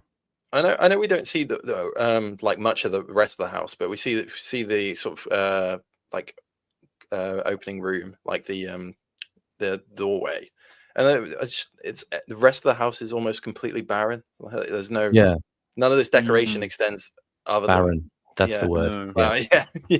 That's much like her, I would imagine. Yes, indeed. That's probably what I'm thinking. There's something about it's very haptic quality about this scene. Haptic, as in wanting to touch. You want to sort of the sensual nature of the pictures on the walls, the sculpture. What's the first thing? He comes and he touches it. Don't touch that. It's all very important work of art. It's all about the restraint of that desire to touch the thing. And of course, Alex is someone who comes in with no filters. Of course, he's going to touch it. He's going to tweak the thing and annoy her, and then he's ultimately going to drive it into her face. And of course, I think the way in which she is killed is of course, kind of poetic justice in a way. And this seems very cruel that we're kind of hoisting all this negativity onto this character, but I think that's really there in the film. You're not meant to. Yes, it's not right for Alex to kill her, but it's also you're not meant to sympathize with her as a victim per se. Well, In a way, having an enormous cock driven into her head is sort of poetic. There's something about her grotesque oddity that just unsettles you. I don't know how else to think about it. Well, it's almost like Alex saying, so evidently by this room there's only one thing you're after, so I'll give it to you. Go there. So, but yes, so Alex's droogs betray him during this. Clearly they got him set up here, and the police arrive with a bottle of milk as well. Sorry. Yes, of course. Yeah, he's hit with the milk.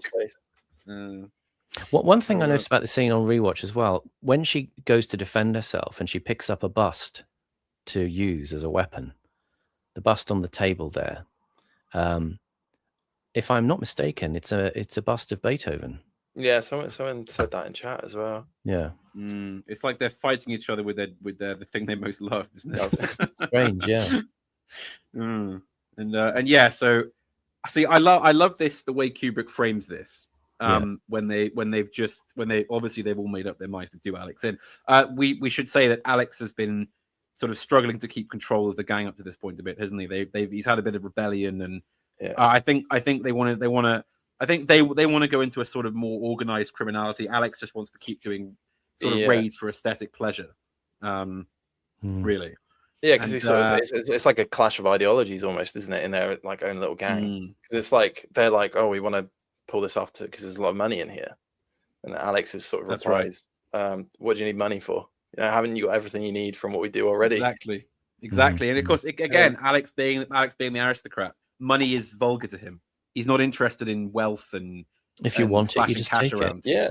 Well, exactly. It's just there to him. That's shown earlier. He doesn't counter up his looting.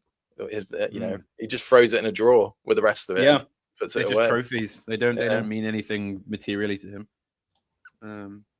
And yes, so because Kubrick frames this almost like a sort of like a Georgian painting. I think it gives me that vibe. The way they're stood with the intent, and the way the milk bottle is open to the viewer but hidden to Alex. I think it very much ties into what you said, Simon, about Kubrick framing as the fourth wall. Yeah. Where the audience is clued into things that the characters on stage, if you like, aren't. I just think about the symbology here in this one. You can see on the left of the screen there, he's got his foot on a sphinx. It's Sphinx, a mythical creature, body of a lion, head of a woman, asks travelers a riddle, and if they get the riddle wrong, she tears them apart.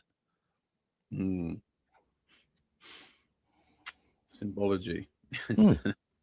I mean, something Kubrick was obviously very famous for. Nothing is to chance in a Kubrick scene. I mean, absolutely not. The number of bottles of milk there, I think, is also it's something about the milk for the lady with the shrunken breasts who withered and aged. This is what I was saying earlier. It's like no scene in this film is no waste in it. It's all put there for a reason. Certainly with Kubrick, nothing you could trim. Yeah, nothing you could trim. So yes, Alex is then betrayed. I think we can get a few seconds of. I won't put the sound on because it will catch that. But here we go. what a wonderful shot with the milk gushing. Sorry, notice as well that there's 4 milk bottles in that scene. And also we saw them all drinking milk earlier, and then he smashes one, leaving 3 left. So again, it's sort of again symbolic of him getting fellowship. The fellowship of the droogs is broken. The droogs has been smashed. Yes. I like the way that I mean the intentionality. I don't know, but I like how the milk kind of Alex's face is still very visible, but because he says, doesn't he? I've been blinded. He believes that the glass has cut his eyes out, and he shouts, "Help! I'm blind." Though of course he isn't. And again, it reminds you that Alex is a child, right? He sounds like a wounded child screaming because he's not blind. He's only got a cut on his nose, but he's so horrified by having the bottle in his face. Again, Malcolm McDowell plays it very well, even though he's physically clearly much older. The mentally he's very much in the mindset of a child, as Alex is meant to be. I'm also fascinated by those masks, especially the one that Alex has with the sort of phallic proboscis on the front. I've never sort of, you don't necessarily have to understand it, but there's something about the way it's employed, especially in the rape scene with the writer's wife as well. You've got a sense of what he's doing with it because of the way the camera just cuts up to her face as she's kind of writhing in agony as he starts out on her. But there's just something strangely horrible about it. It reminds me of, if people remember, Jake and Dinos Chapman and their strange sculptures of children with distorted body parts, like these sort of strange phallic noses in the 90s. It sort of reminds me of that level of grotesque. Now, I hadn't considered this, but Celtic Perspective in the chat here says something esoteric is that Alex is dressed like Punch from Punch and Judy. Now, I think there's something to this because everyone here is familiar with the famous Bowden speech on Punch as a character. And what Bowden points out is that Punch is the Dionysian, right? He's the violent, he's the chaotic. But most importantly, he always sits on the same hand of the puppeteer. I believe it's on the left side. And he's the one, he never dies. Punch can never be killed. You cannot destroy him. He simply exists. And he's not the only puppet in the traditional Punchinello show that, as I said, doesn't actually ever get taken off the hand. All the others are on little hooks and they get pulled off, and the puppeteer can switch them out. But he's always there. And in a way, that's sort of how the film plays out, isn't it? In that Alex, whatever Alex represents, the forces in him, they can't be killed, they can't be destroyed. They can only be used or modified in some way because they're, as we talked about, the ending of the film very much implies he's being swept up into the hierarchy of the society rather than cast out of it because they've tried that and they can't do it. He will never die. The judge. He's dancing. He will, to say quote Cormac McCarthy. Yeah, that's interesting. That and in Punch and Judy, all the other sort of supernumerary characters, of which there are a host, are all there to sort of negotiate with Punch's violence in some way or work their way around it, and fail to do so, as you say, because Punch persists, and they are transient. Yes, that's right. So Alex, of course, is sent to prison after a beating in the jail cell, in which, as we said earlier, he sort of, I think, almost recognizes the same lust for violence in the supposed figures of authority. And he begins his new life at Her Majesty's pleasure. Yes, Michael Bates gives a great performance as the guard. So sorry, Simon. No, just briefly, I was going to say, just because you cut from the previous shot there, there's little bits of color code in the film that I picked up when rewatching it. Purple seems to be a strangely employed color. It pops up in various ways. There's the purple mattress in the Billy Boys scene where the girl is going to be raped. It's very conspicuously lying against the back wall. The policeman's tie is purple. It seems to be something about the kind of sensual forces in society, those forces of violence, those forces of sex that reside somewhere, and they're emblematized in the color purple. It seems in quite a few places. It just really leaps out at you. You think of imperial purple in Rome, of course, but there's something about it as well as a kind of color of the 60s and 70s about abandon of restraint. Yeah, that's very interesting. Actually, I'd not considered that. Because Kubrick also, he clearly has an eye for the color palette of the films. And Clockwork Orange obviously has this kind of washed out, greasy feel to it, but the colors are still very vivid. I mean, I often think it's like one of those films where it feels like they put Vaseline on the camera lens, to give it this. You're looking through this film of grease and tar and everything. It doesn't. It's one of the ugliest beautiful films there is. Sorry. It's all right. It sort of gets swept away though in sort of the scenes of violence as well. Though it's sort of like everything gets a bit more clearer, especially with the Billy Boys scene. Very true. And I think maybe in the scene where he attacks the old lady as well. The film has more of a kind of clarity of image to it than it does in the other scenes.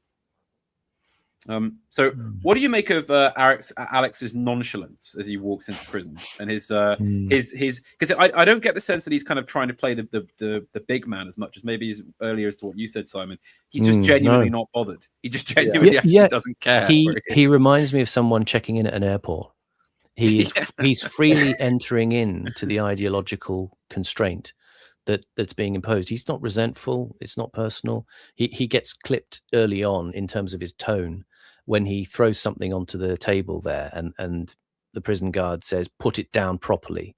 Yeah. Yes. I mean, that's something my dad would have done, to be honest. If I'd done that, he would have made you revise your action and do it in a performatively controlled way that exceeds to a sort of behavioral norm that does not bespeak aggression or antagonism. I think Simon, I think your dad is becoming a sort of hero lore character on this channel. The way you talk about, I think I've got a problem. He sounds like an upstanding man who was always correcting you for being.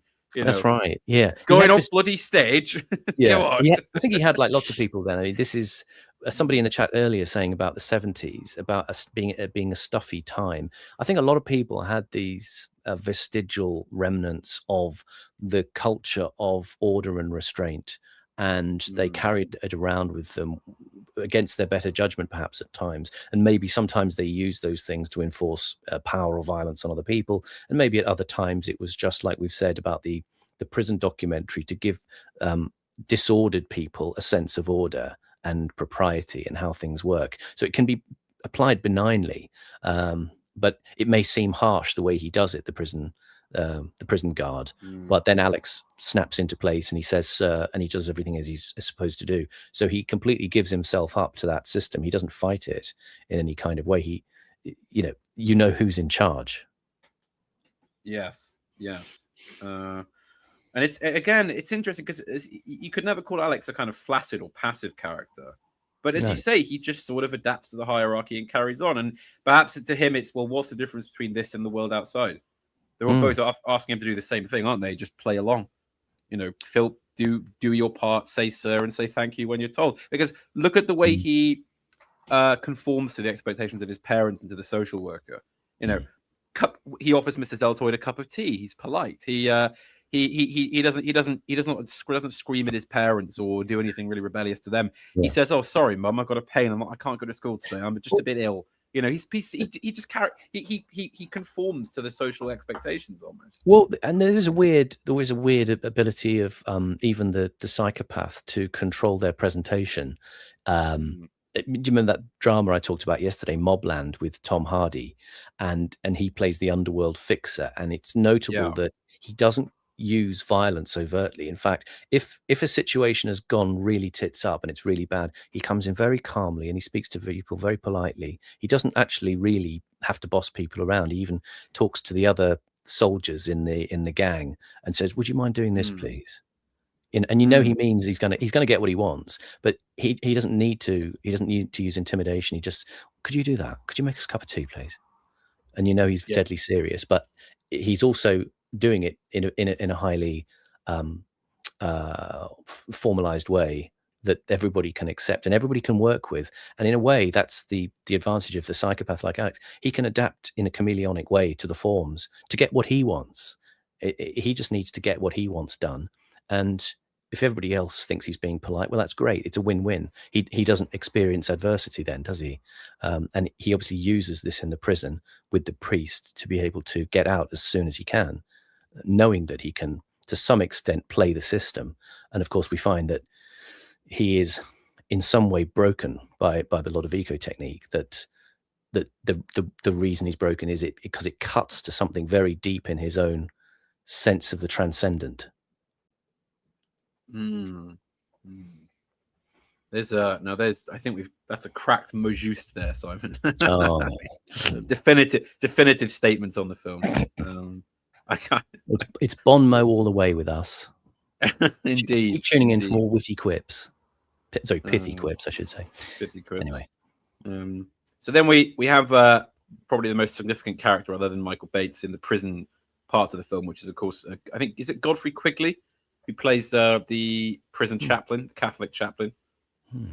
Okay. People will recognize him from Barry Lyndon as Barry's uncle, because Captain Grogan, who sort of editor, he says, as long as Jack Grogan lives, you should not want in the world, and all this, warm, avuncular kind of character. He has a warmth, kind of jolliness to him, but he's quite ranty and raving. This, I'm going to risk a few seconds of him delivering the message of the good Lord to the sinners. In and out of institutions like this, though more in than out for most of you. Or are you going to attend to the divine word and realize the punishments that await unrepentant sinners in the next world as well as this?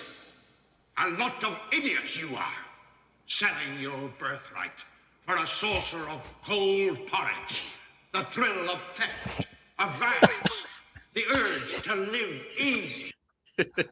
I'll stop there. The way the Michael Bates character is, he gets annoyed. Brilliant. Seeing this happen. Fantastic. I love this giant potato of a man making these homosexual advances on young Alex. It's like Les Dawson giving you the eye. Yeah. He weirdly, I nearly jumped because he weirdly reminds me of like Gordon Ramsay. I know what you mean. Actually, he's got that face. He's like a pudgier Gordon Ramsay. Yeah, It's like, if Gordon Ramsay had been to prison, he would have been this guy. His face, hasn't he? Something. He does. Look at that potato nose as well. I mean, it's also just as a side point. Sad to think, at the time this was made, that was the average Irish Catholic priest. They were all like that, you know. You didn't go and have like a sort of philosophical or sermon. They would just shout about how evil everyone was. It's like, let's see, that's religion. That's what the church should be, you know. Hell, bring that back. Hell and brimstone. Yeah. I'd go, you know, every week. Go into hell. He's almost like the kind of priest character that Dave Allen would have played on telly. If you've ever seen Dave Allen's stuff from the 70s, he was often focused on mocking priests and the Catholic style. I just want to draw brief attention to a comment. Miximal in the chat says, with Kubrick, I'd examine exactly what grade of purple it was and how it is utilized. In my guesstimation, it may be a hint at violence plus moral ambiguity in certain classes. Who knows? I think that's interesting insight. So any comments on the kind of prison chapters of the film, chaps? Everybody's remarkably well behaved. Yeah. I have to say, I mean, this must have looked really rough and horrible at the time, but they didn't see what was coming. And that there's, it's old lags in this picture. But look at the age of the men. You didn't see people being particularly youthful or wayward. But I mean, this is a curious little vignette of a dark force within the prison, but. It's funny. It's funny as well. I suppose there's some sense of dehumanization in it as well, because they're all just given numbers rather than being able to use their own names. That's right. Yeah, it's quite funny when the priest, he tries to butter up the priest and says, that's very good, 6544371. It's like the priest has this amazing eidetic memory for numbers or something. And I also like that the hymn they sing is so bland and awful. It's just the same few, isn't it? I was a wayward sheep. I did not love the fold. Let me see. It's like when you're made to do it in school, isn't it? It's so grim and monotonous. Yeah. See, do you notice how Alex isn't at all? No. He's not. He's not at all. He's with rage. Yeah.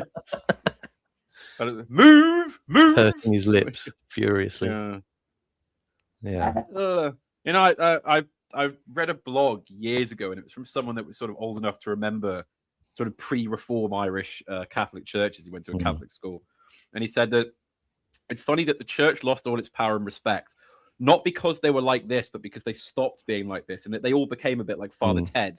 They all became kind of unctuous and a bit weak. But he said, when in the days when most priests were like Father Jack, kind of they were pretty dysfunctional and pretty odd and pretty all over the place and a bit hectic. But you respected them because they had such fury and such kind of they might make your life miserable, but they were kind of respectable characters, and that they were doing it out of a sense of genuine.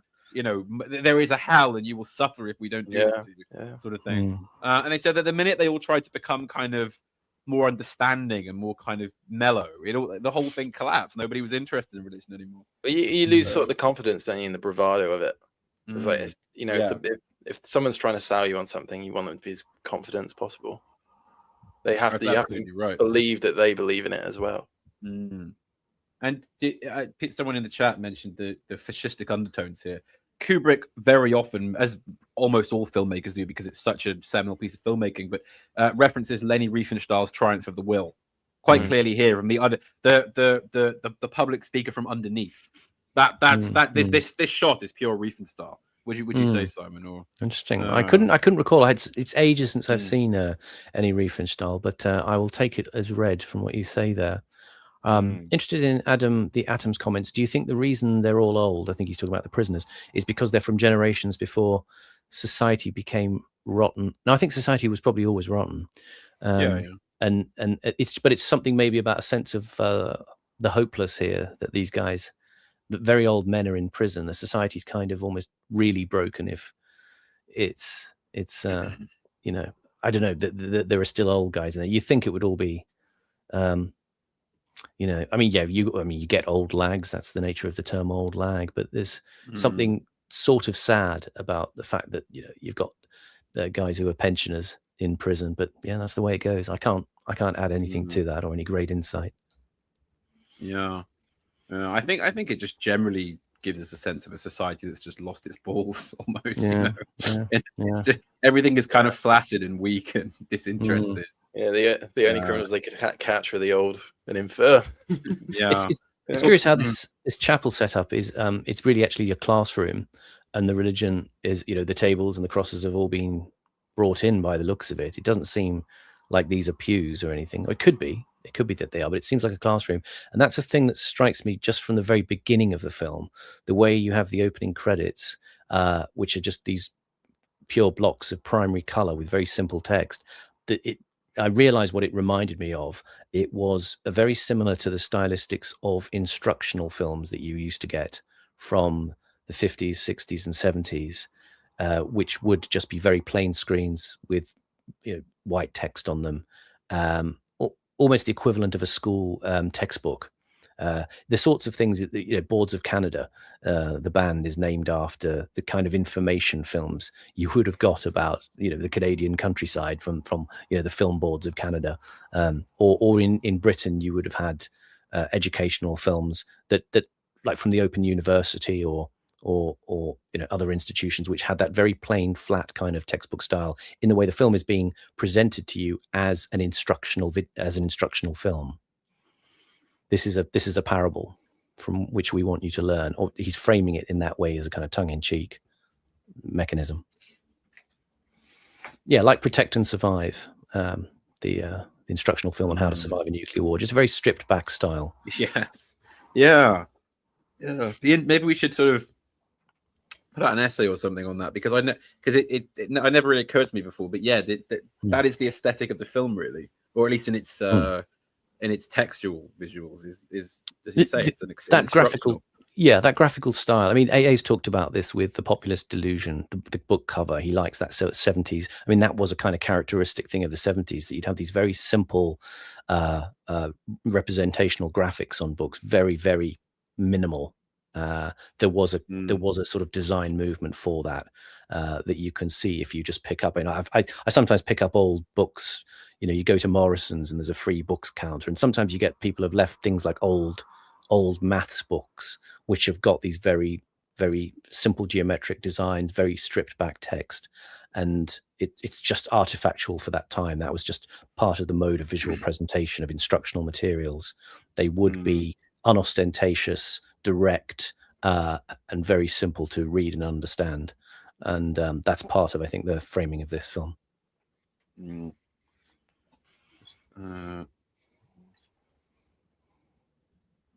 There we go. Here's the hymn, they say. Come on, Sing up, Daniel. Damn you.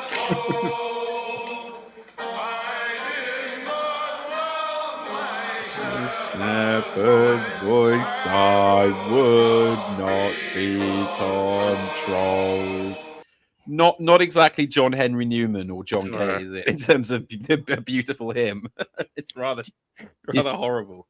Yeah, something about the way Alex moves his mouth when he sings. It reminds me of when he's eating at the end of the film. His vocal action is just he opens his mouth very mechanically to take things. Yeah, do you know what I mean? There's something about he's doing it almost to take the piss, you know. Well, yeah, Yeah, it's childish. It's childish, isn't it? Especially at the end when he's eating the eggs. like a It's like, baby. again, Yes. yeah, Just feed me. Yeah. Eggy wigs. eggy wigs.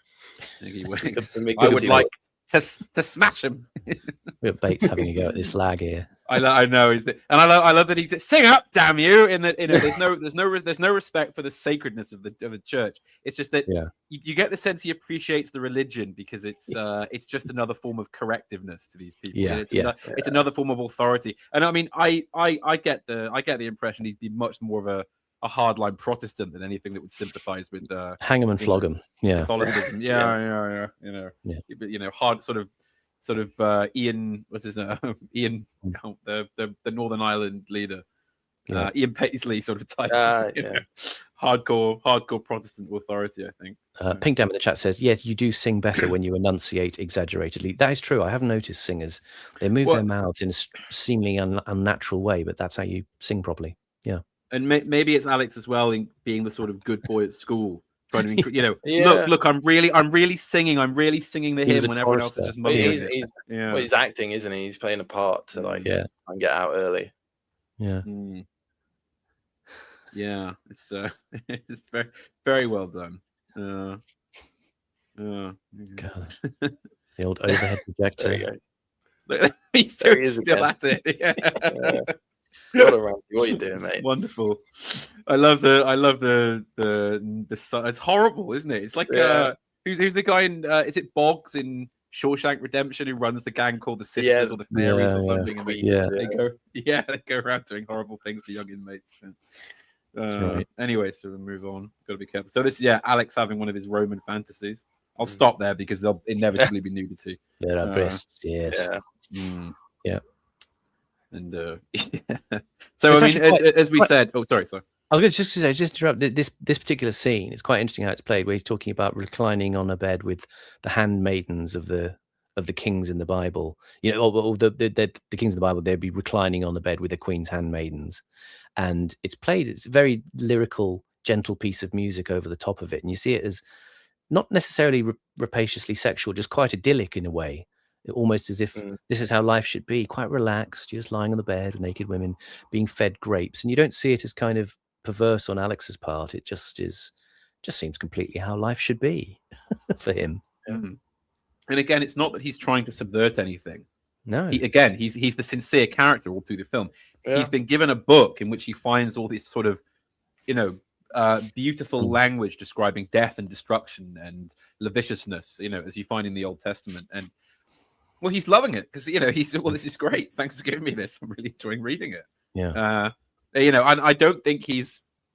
Well, he says in the narration about how the priest always talks to him about the scenes of love and redemption and the idea of morality, and he says, well, I read it, but I didn't really like any of that. I just like the bits where they were killing each other and having wars and slaughter and cutting heads off and torturing their enemies to death and this sort of thing. It's I think almost that scene where he's the Roman soldier whipping Christ to the cross, and he's really, really, really having a good time of it in that fantasy. Really gleeful face on him. I think almost it's sort of true to the morality of the film in that Jesus as a figure is a character who is sent to redeem the world. He redeems man in the eyes of God. And Alex, if you like, is a character who wouldn't really want redemption because to him, the world he sees isn't capable of it. Everything is cynical. Everything is beaten down. Everyone's a liar. Everyone is already corrupt and full of sin and full of wrongdoing. So, at the end of the film, it's not that Alex is redeemed. He just carries on. He just makes peace with the situation and finds another niche in which he can fulfill his urges. If you like, it's the opposite of the redemption story, really. I forget. I haven't read the book, just to clarify. But isn't there a sort of redemptive scene in the book? Well, so this is something very controversial. In that, in the original ending of the novel is an epilogue after the scene in which Alex says, "Oh, I'm cured. I'm cured." And it's many years later, and it's simply that he no longer has his enjoyment for ultra violence and chaos, and he's sort of settled down in, you know, if you like. He's got I think, if I remember, it's been a long time since I've actually read the book, but I seem to believe he has a sort of family, and he's still him. He just doesn't engage in those sorts of acts anymore. And the whole point being that he evolved through moral choice and decided simply not to do it. The point being that if someone is going to change, they can't be changed through means of torture or coercion. That it has to be something from within. But Kubrick deleted that scene. I don't think necessarily because for storytelling reasons. It was more because in America, the book I think didn't have that epilogue. Or I think he'd written the screenplay before he finished reading the book. I think I read that somewhere. Yeah. And then he got to sort of the end of the screenplay and read that book and was like, I'm not adding this. So if that's, I don't know if there's any truth to that, but I think I read something. I mean, along those given lines. what he did with The Shining, I can imagine that's probably true. That Kubrick purely saw things as material for films, and if when you're making a film, it's a different process from reading a book and making a book. Right. So you have to necessarily give it a completely new life and transcend the original material. A good thing he did, because Stephen King did his own like straight to video version of The Shining. It was awful, dreadful, dreadful dreck. Awful thing. An interesting comment from Ubi Dominus in the chat. Alex finding a new use for Ignatian meditation. I had to look this up. Apparently, St. Ignatius of Ignatius Loyola. Ignatian meditation essentially is you imagine yourself into scenarios in the Bible, and try to find, if you like, your personal relation and understanding of it, and thereby achieve a greater depth. It's almost like it's almost like an AA kind of exercise. Having to, you sort of picture the setting that is going on, and you imagine in detail all of the sensations, and you put yourself into the story as a kind of witness or a disciple. So that's quite funny that Alex is just taking it very, very much in a different direction, but sincerely. Yeah, again, it's honest. Even like we look at it and it's like, oh, this is obviously. It doesn't match our interpretation, but that's Alex's. That's his reading. Yeah, why do I have to be the good people in the Bible? Why can't I just be the people in the Bible? Yeah, yes. So just a bit of background on the Burgess Kubrick thing. So just read something out here. Burgess had a mixed reception about the film adaptation of his novel, publicly saying he loved Malcolm McDowell and Michael Bates and the use of music. He praised the film as so brilliant it might be dangerous. He was concerned, however, that it lacked the novel's redemptive final chapter, an absence he blamed not on Kubrick but on the American publisher. All US editions of the novel prior to 1986 omit the final chapter. Kubrick called the missing chapter an extra chapter and claimed he had not read the original version until he had finished the screenplay, and he never considered using it. In Kubrick's opinion, as in the opinion of other readers, including the original American editor, the final chapter was unconvincing and inconsistent with the rest of the story. Burgess reports in his autobiography that he and Kubrick at first enjoyed a good relationship, each holding similar philosophical and political views, very interested in literature and cinema, etc. Their relationship soured when Kubrick left Burgess alone to defend the film from accusations of glorifying violence. A lapsed Catholic, Burgess tried many times to explain that the Christian moral points of the story to explain the Christian moral points of the story to outrage Christian organizations and to defend it against newspaper accusations that had supported fascism. He also went to receive awards given to Kubrick on his behalf, but was no way involved in the production of the film. It should be noted, by the way, the only money that Burgess ever made from the film was when he had sold the initial rights of the novel for about $500, or about $5,000 now in 2025 in 1962. And originally, actually, the rights were sold to the Rolling Stones. Yeah, Mick Jagger was Mick Jagger.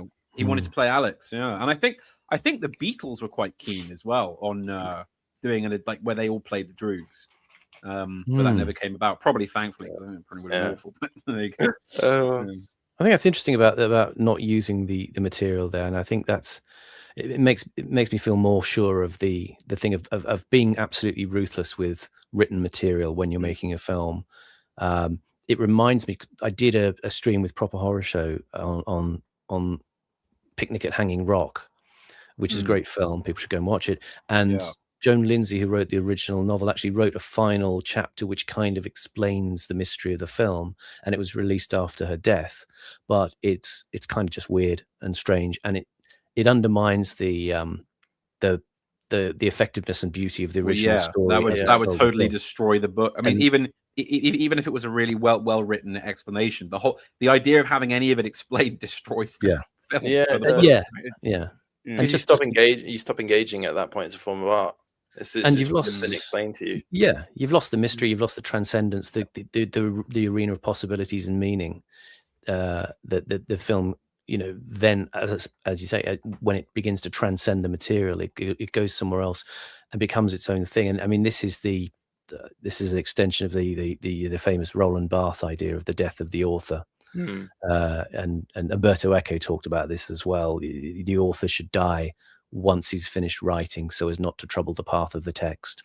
Kill your babies, all of that kind of stuff. But I think it's true, and I think writers can get very precious about the fact that when you switch forms, like we talked about theatre versus opera, and novels versus film, it's a necessary factor that they have to be recreated in some way that uses the language of the medium and is not enslaved to the written text. Sometimes adaptations can be extremely faithful. I mean, the TV adaptation of Brideshead Revisited is very, very faithful to the book.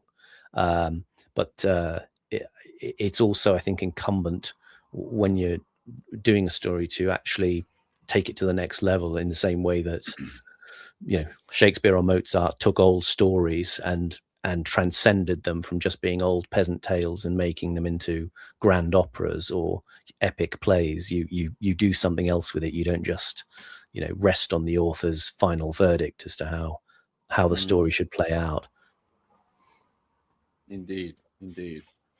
Well, obviously then we move, after Alex spends some time in prison, a government minister arrives, doesn't he?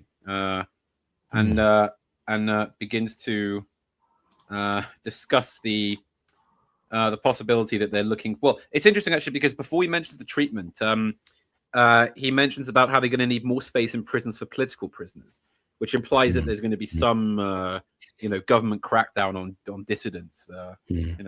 Maybe they were foreseeing the invention of Twitter. Who knows? Well, that's what made my ears prick up when I watched it again, when he talked about that change of political mood going on. And my God, aren't we seeing such a thing happen? Yes. So, Simon, what did you make of the performance by Anthony Sharp? I believe of he's only ever called Frederick or something like that. But we never really know his name. But he's a minister of the interior in some sort of British government. He's perfect in a way. You can see he's like the genesis of the TV show Yes Minister. He is. He has that sort of slightly bumbling quality, doesn't he? He's a proto Jim Hacker character, almost a bit more steely and ruthless than Jim Hacker, but it's a good conception of, if you like, the nature of British government at a certain level of competence historically, and a sure-footedness and a relatively clear vision. I think he admits later that they kind of got things wrong with Alex's treatment, but it's that he has a completely utility-driven sense of, well, in Yes Minister, you have a famous thing called the politician's syllogism, the political logic of Whitehall. And the politician's syllogism is A, we must do something, B, this is something, C, therefore we must do this. So it's an availability heuristic about when the immediate solution is presented, you go with the immediate solution, and then if you have to backtrack later, there's no sense of shame about that, or we got it wrong. And this is part of the dysfunction of institutionalized politics, as we readily acknowledge nowadays, that it has no memory. It's an amnesiac culture, which inadvertently creates sadistic outcomes. Yes. Again, Simon, another great majus to me. I don't really know what else I can add to that. I mean, you kind of slayed it. And I think I'm just going to risk another few seconds footage, because I love this exchange between Bates, Michael Bates' guard Alex, and the prison, the Minister of the Interior. He's a brutal, murdering bastard. Yeah. And he said, "Oh, wonderful, marvelous." Yeah.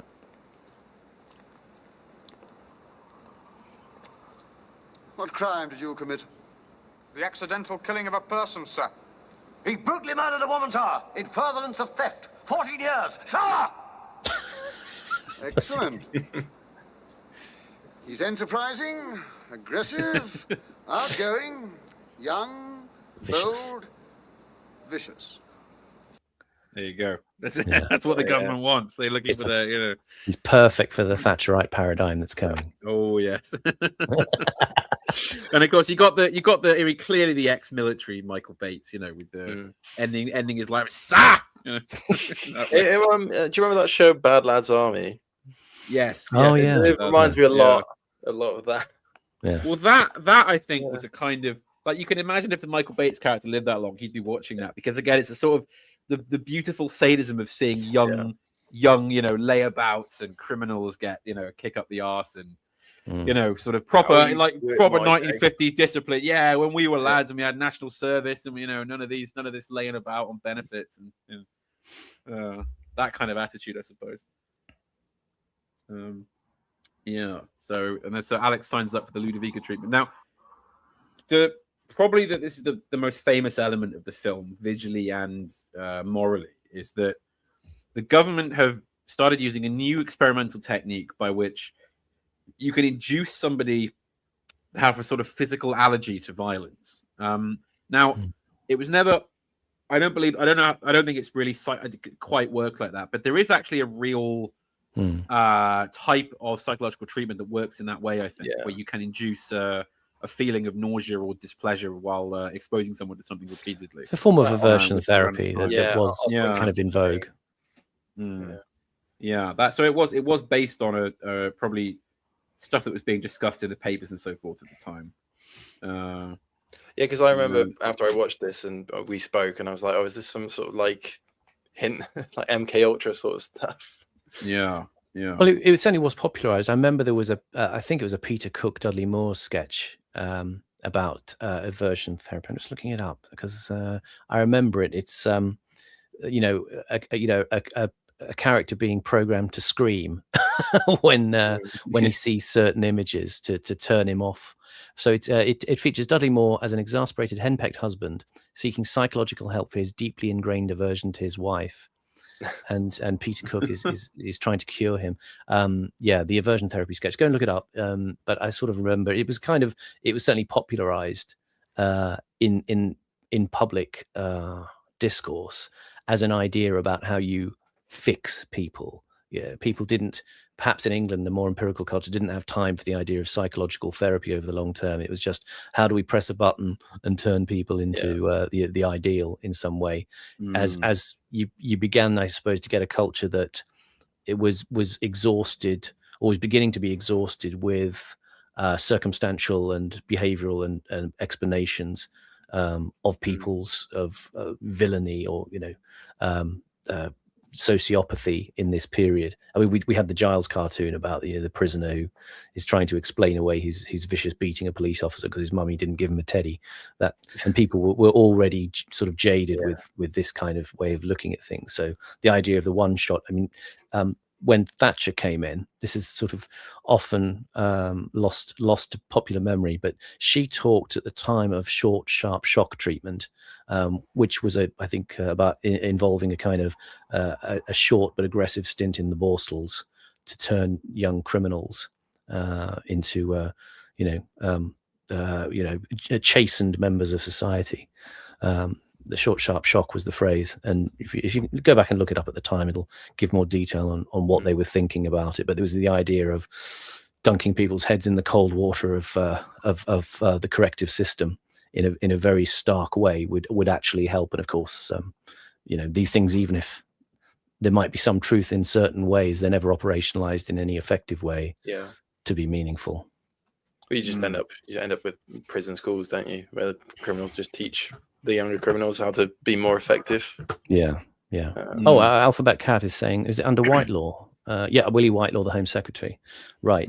So that was his idea or hers, whoever. I've heard some people have also said that apparently the way the minister talks and acts in this is somewhat based on Willie Whitelaw's mannerisms and behavior.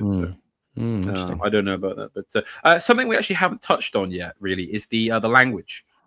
Nadsat, the kind of cant, the thieves' cant or youth slang that Burgess invented for the novel. Very with magnificent linguistic creativity, it must be said. And the reason he did that is because he wanted to use, he was going to use originally the latest Teddy Boy slang and kind of street argot. But he realized that it wouldn't work because in 3 years, say, with even that long, it would just be dated, right? It's like when you watch something from the 90s and the kids are all saying, "Oh, red, dude," whoa, it would just come off as silly in a few years. So he created his own slang based on a mixture of mainly Russian, but also there's lots of other types of words in there as well. That kind of because he understood the nature of the poetic. He was not a bad poet himself, actually, Burgess. You don't have to actually intuitively know what the word means. You can just sort of get it. Like when he talks about a woman's pink glazzies or some cutter, or I mean, there's more obscure ones. Like he in the scene with Mr. Deltoid, he talks about the Millicents. The Millicents have got nothing on me. He means the police because it's from the Russian word militioner, which is the same word. It's the root word militia, right? It's the law enforcement. But it's the way he deploys the language and the way Kubrick deploys it in the script is extremely creative, I think. But in a way that doesn't become obscure or hard to understand or kind of prohibit you from enjoying the film. No, because it's all contextual, isn't it? You get you can pick it up contextually. Do you two have any particular favorite bits of Nadsat? Any really good ones that stick with you a bit? I like Tolchok. Yeah, Tolchoks. Yeah. When Dim talks about going home and getting some spatchka, sleep. Spatchka. Devotchkas, weepy devotchkas. Horror show is good. Yeah. I might start using that myself. I quite like that. Yeah. Devotchka. Very girl. The red Crovy and all of that. Or Pain in the Gulliver. Cruvy in the film, but it's Crovy in the book as well. Yeah, Pain in the Gulliver. Oh gosh, what was the Korova is Nadsat. It's just the Russian for cow. There's the word for knives that they use as well. I can't remember what it, something like that. Is it? Yeah, and there's the old women as shiksas as well. Yep. Lots of. I mean, just reading the glossary in the back of the book is just entertaining in itself, really. To pick it up. There's just something about the adoption of a as a youth slang, but they adopt a sort of Soviet jargon in some way. I wonder if it's about something about the susceptibility of youth to picking up forms of language from controlled societies. Yeah, possibly. And also because novelty. In Russia, the youth gangs, and to a greater extent the prisoners of Russia, which this goes all the way back to the Tsarist era, actually would more or less have their own distinct language in the sense that the outsiders weren't meant to understand it. It would have to be would have to hide and morph the meaning of words. I mean, the Russian Soviet era had prison gangs who were. Some of them had literally spent their entire lives in prison, going back to the pre-Bolshevik era. They were sort of long-term internees, if you like. So they had an entire way of life, which was deployed into the language. That's right. So I remember the name of the knife. It's a cutthroat Britva. That's what he refers to his sword stick in the book. Yeah. And the way he uses English, of course, is quite interesting as well. The way he kind of deploys, like he says, eggy wags and not just because he's obviously childish, but the way he spins English words is good. And the use of brother in a sort of semi-religious way as well. Well, I mean that would really come into reality in the 90s and 2000s where people started saying brother or bruv. I mean, it's a bit like in modern British sort of urban slang, brother, hey brother, man, hey, come on, it's that entered the language, presumably because it's presumably I think it's an Arab thing, right? It's a Muslim thing where it kind of it's just the English. You turning that into English, I think, is a greeting. Well, it feels like something from a sort of puritanical world that he's echoing, a sort of an English Protestantism that was very thee and thou and oh my brother. dearly beloved. It's the language of the pulpit in a strange way. Yeah, because and I think it's an homage to Burgess's idea that things come in circles, and that these were kind of sort of neo-Elizabethan, like apprentice boy type gangs, where he says when he's talking to Billy Boy, was it the thou stinking bottle of chip oil, thou? Or something?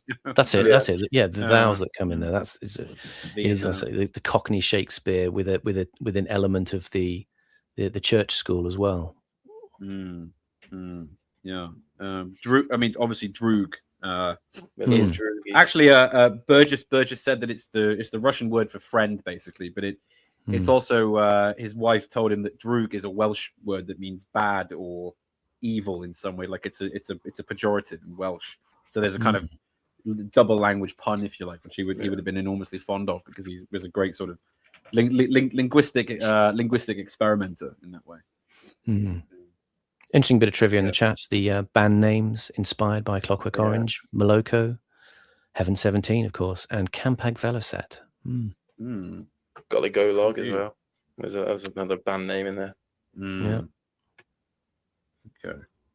Yeah. So, what do we think of the kind of whole moral idea around the Ludovico treatment? That you're kind of creating morality through false morality. It's not that these are you're not changing people. You're just sort of limiting them. It's like giving someone a lobotomy, I suppose. It's you're just patching over, isn't it? Again, it's addressing the symptoms, not the actual root cause of anything. Yeah, and isn't it quite amazing the horrible way, the horrible sort of way Kubrick sets up the medical and the scientific aesthetics of the film.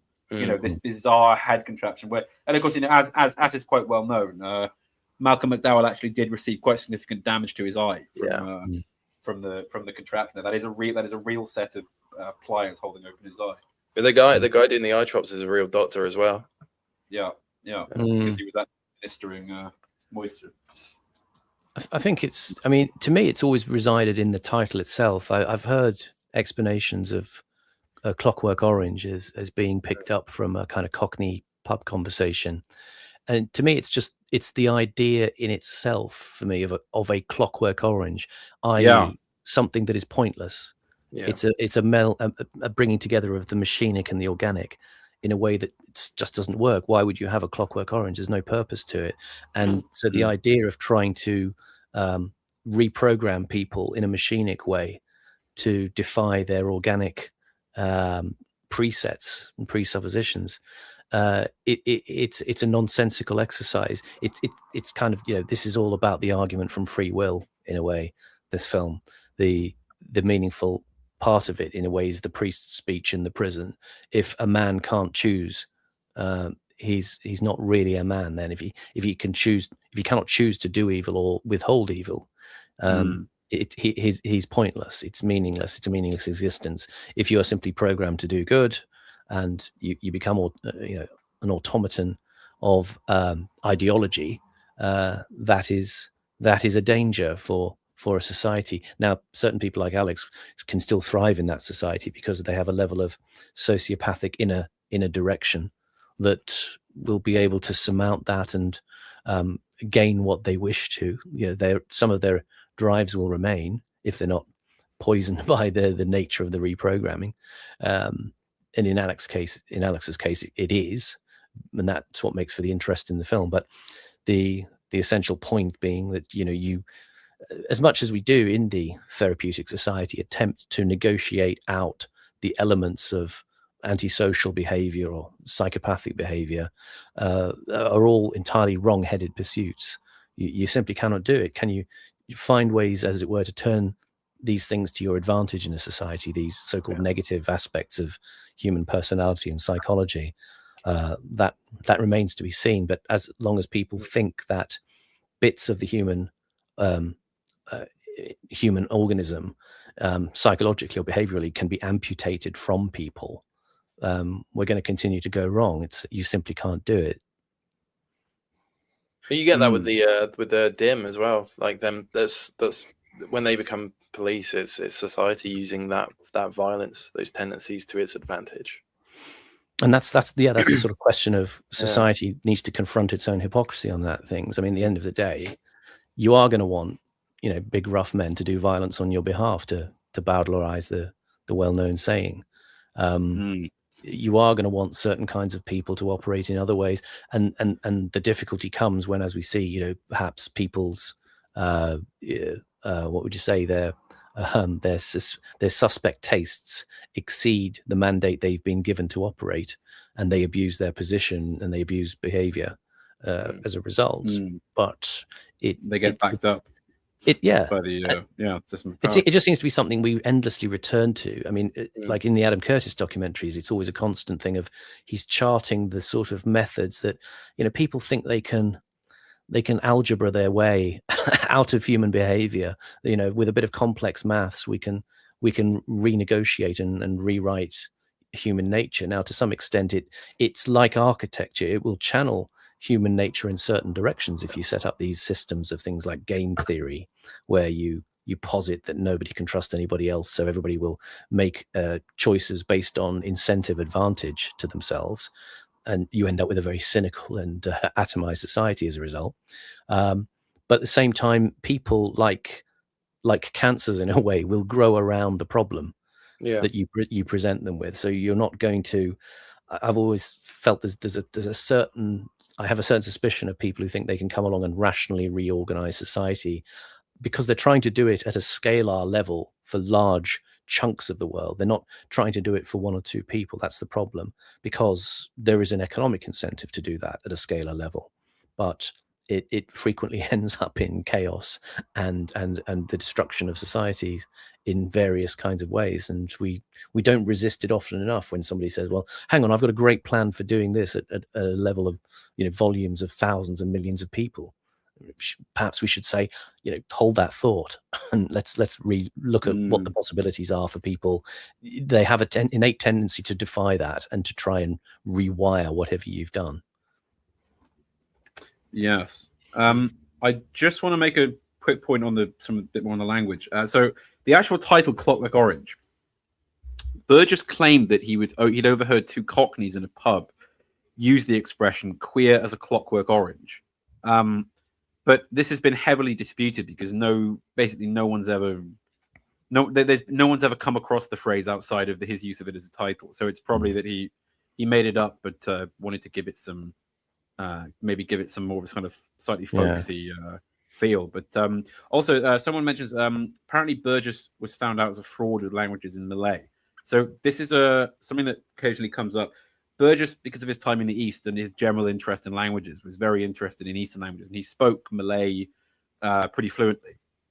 But a book was written after he died attacking him on all sorts. It was a kind of a hatchet job biography written by someone that just didn't like him for some personal reason, more or less. And one of its claims was, he was actually a fraud. He didn't speak any of these languages. And as proof, they used a clip of him in a documentary filmed in the 80s where he's sitting in Malaya in a cafe talking with the presenter of the documentary. And at one point, he shouts out to the waitress in Malay, and she doesn't understand him. She just doesn't even hear him. She doesn't seem to turn around or anything. And he said, oh, look, you see, he couldn't even do something as simple as call over a waitress. The reason being, of course, that if you actually watch the whole clip, what he says to the maker of the film is, of course, nowadays, all the workers in Malaya are Chinese, so they don't speak Malay. So, for example, he says, watch this, calls out in Malay, and of course, the girl is Chinese, she doesn't speak Malay, doesn't understand him. So that anecdote about him being a fraud is not true. He was completely fluent in several Eastern languages as well as Western ones. Sorry, bit of a digression there, but I had to defend the Burgess Memorial, I think. So then Alex is cured, we might say, in a perhaps not particularly pleasant way. I mean, this has got to be. I mean, in all of cinema history, this is just one of those images, isn't it? One of those, one of those that just sticks. I mean, who else but Kubrick could have really brought this image to life? Especially because it's real. Again, the fact that you're actually seeing him with it's not a special effect. He's really there, having his eyes strapped open, looking really terrified and brutalized. Kubrick torturing his actors again to get the best possible scene. Yeah. Well, funnily enough, later on in the scene where the two ex-droogs kind of torture him and kick him around, and he's put in that trough of water where they sort of half drown him. There was meant to be an air tube in there for Malcolm McDowell to breathe through, but it malfunctioned or came off its attachment. So for a lot of that scene, the footage is actually him struggling desperately to get out of the trough because he couldn't breathe.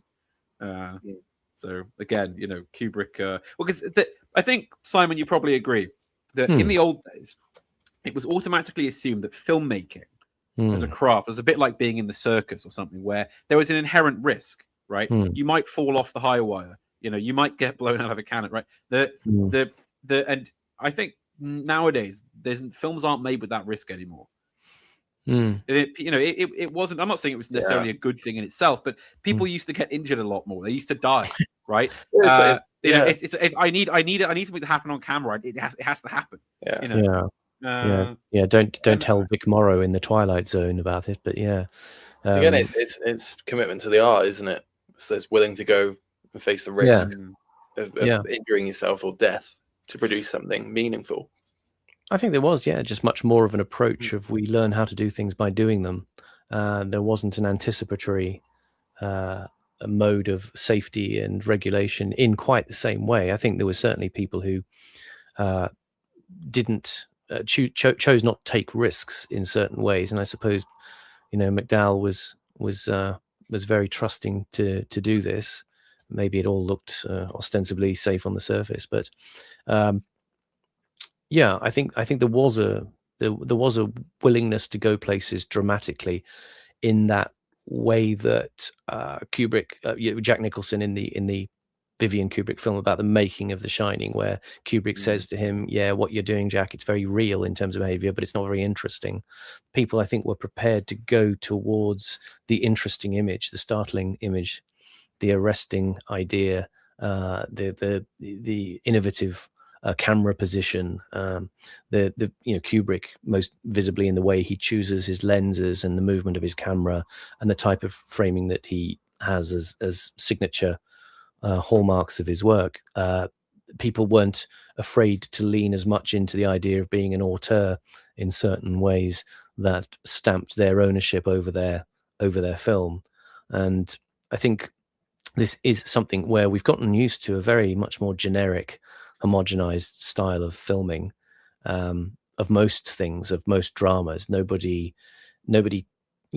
takes you with a kind of method and process in the construction of the film that on later reflection is part of complementing the theme of the film. Like I said, with this film, there's a lot of framing of people trapped in a box between walls, constricted in terms of their the field of action that they can take. They are hemmed in, and this is part of, I think, what is being talked about in the film, with the idea of images, behavior, and ideology coming together in this story about literally a kind of metafictive point about Kubrick using the very medium of cinema itself to create and distort a new personality.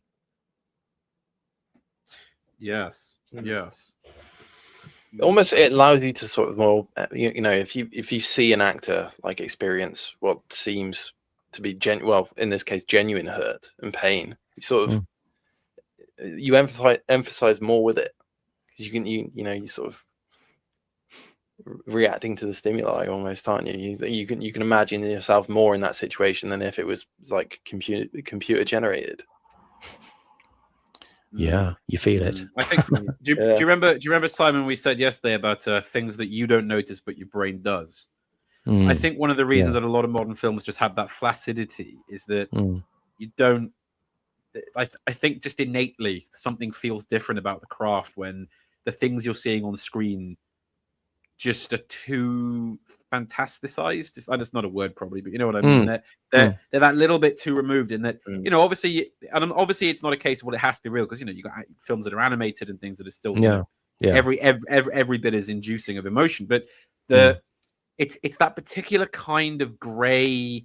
I mean, slop is the word, like we overuse now perhaps, but that's what it is. It just doesn't hit you in the way that something like this hits you, where the frame has been constructed Yeah. With aesthetics in mind, and when they've sorry.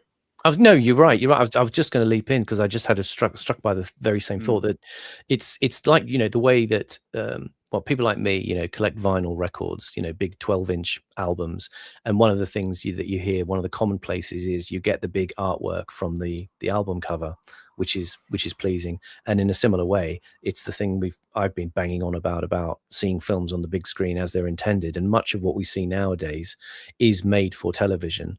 And I know there has been historically something of a tussle in television between people who are kind of workaday directors who just want to throw some drama up into the frame, and the directors who want to create something cinematic on a television screen. Yes.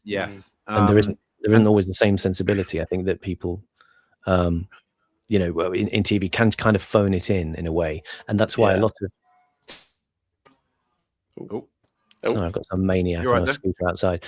I was going to say the way a lot of people film the sort of television I was talking about, like Mobland. It's an interesting show in its way, but it is filmed very like Slow Horses is, and it's like another dozen programs that are set in the modern day. The filming style is kind of familiar to us now, and as you say, it is somewhat grayed out, desaturated, blue filters to make everything look cold, and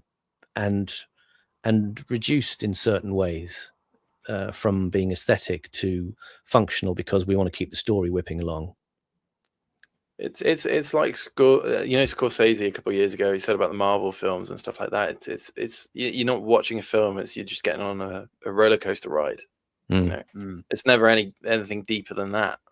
It's just sensational. And Kubrick stands out obviously as other directors stand out from his particular approach. I mean, we said Wes Anderson stands out in a kind. He's got a kind of formalism as well, and that's probably where the most interesting work is being done, rather than a pure narrative delivery mechanism and something that's there to simply pump up your emotions, let them down, pump them up again, etc., as a kind of treadmill of story.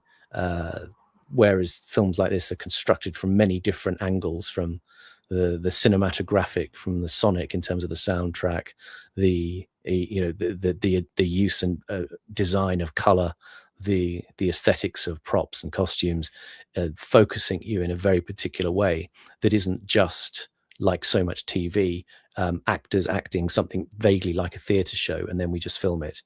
There's a difference in creating a film and just filming theatre, which is what a lot of TV is. Yes, yeah, and it's the, I think, as you say, Simon, it's the lack of the deliberate framing, the lack of the considered aesthetic and everything that goes in front of the camera. And I'm again not saying it has to be all completely real or done in a sort of naturalistic way. Use effects and whatever trickery you want to your heart's content, but it's the. I mean, do you know we were talking about Polanski the other day, and I went and watched that most recent film of his, the one that was completely reviled and failed, and just everyone the awful film.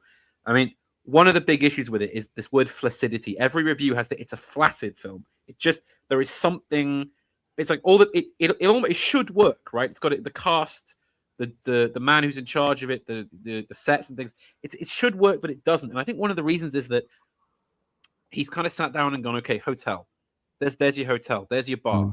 There's your manager. There's your chairs and tables. It's sort of like, yeah, but it's not. Yeah, that's what a hotel looks like. But we're not seeing a hotel. We're seeing a piece of film which has a hotel projected onto it. And I know this sounds almost sort of basic, but that is what film is as a medium. Film isn't reality, right? Film, you have to consider how things look on camera. It's in the same way that the proportions inside paintings don't line up to the proportions of real life, because you're not looking at real life. You're looking at something else. I mean, again, I bring it up all the time, but we recently, Fitz and I saw the Orson Welles film F for Fake, where the whole thing is about the trickery of images, right? It's all, remember, anything you see on a screen is on a screen. It's not real life. It can be manipulated. It has to be manipulated. And I think now that we seem to have lost that basic sense among our film directors that things have to be done with respect to the frame you're looking through. Every single film, every single individual frame of the film has to be considered in that way. That's why they all look. There's just something innately wrong with them now. Even when everything seems to be there, it just doesn't feel the same as watching, say, a Kubrick film. Or something from Orson Welles, or or older, or any number of the directors of the past, even the bad directors of the past, quote unquote, could do this. It was just part of what making films was. Yeah, I think you're right. I think film is necessarily a kind of prismatic activity. Light is passing through a glass and either registering on a piece of celluloid or a electronic sensor for a digital camera, and you're necessarily seeing something which is a filtered image. But we're not used to the same sort of differentiation as we are, say, with painters, where a Rembrandt is going to look different from a Matisse, is going to look different from a Bacon or from a Picasso. They're all going to have unique visions and styles.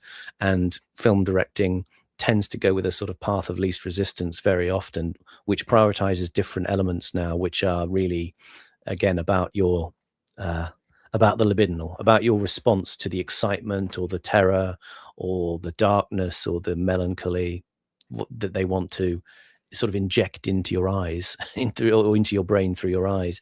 But the stylistics of how you are being addressed and where your attention is being drawn and what is being filtered out and what is being kept in is not always very clear. That there is a sort of homogenized style of filming that very much takes over in modern entertainment. I couldn't tell you who directed one cape shit film from another, and it wouldn't really matter. Or whoever directs whatever Star Wars film, there's nothing about them that's filmic in that way. They are cartoons in a sense that maybe even have less stylistic markers than actual cartoons, where at least you can tell the difference between a Walt Disney and a Hanna-Barbera. But so much of what we consume now is television that is reconfigured away. It can have cinematic qualities, but it often refuses to be cinematic. And I think that's what the interest of having cinema is having the big canvas, having the immersive vision, whereas TV has become a kind of compromise between some of the aesthetics of cinema and a lot of the aesthetics of the graphic novel, say, as a popular, demotic medium that is very economical. It doesn't take up much space or time. It's you, the viewer, being constrained as if, you're being fed little penny packets of ideas and images as discrete units that like a TV ready meal. I mean, the screens people watch things on are either laptop size or, even a smartphone size. And the experience is reduced more to a kind of sort of filmic nutrition of a very basic and synthetic level. It's not really a cinema experience anymore. So the difference in the way that someone like Kubrick is making films to the way people make films now, as you say, it's very pointed and stark. Yeah, I think you hit the nail on the head there, Simon, when you said cinema has refused to be cinematic for about 20 years, basically. I think so. Yeah, I think so. When I don't understand how people are immersed in the kind of franchise worlds of film anymore.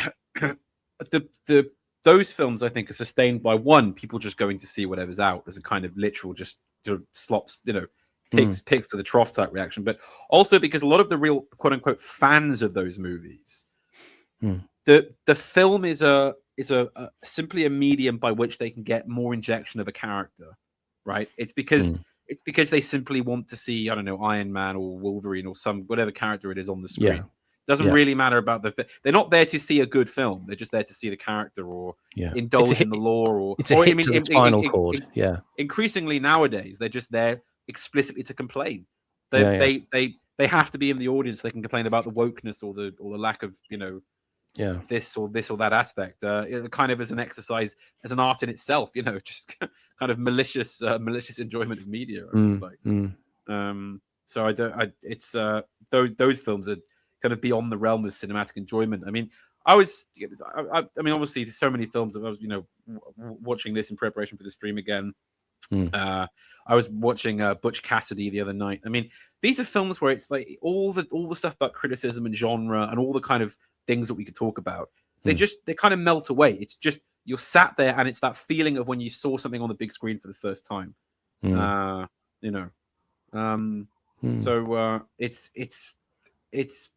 it's very hard to find that in a film. Well, this is why, Simon, I wanted to show you the Lighthouse, because I think it's a recent example of a film that what everyone can say about it is pure cinema. I mean, Yeah.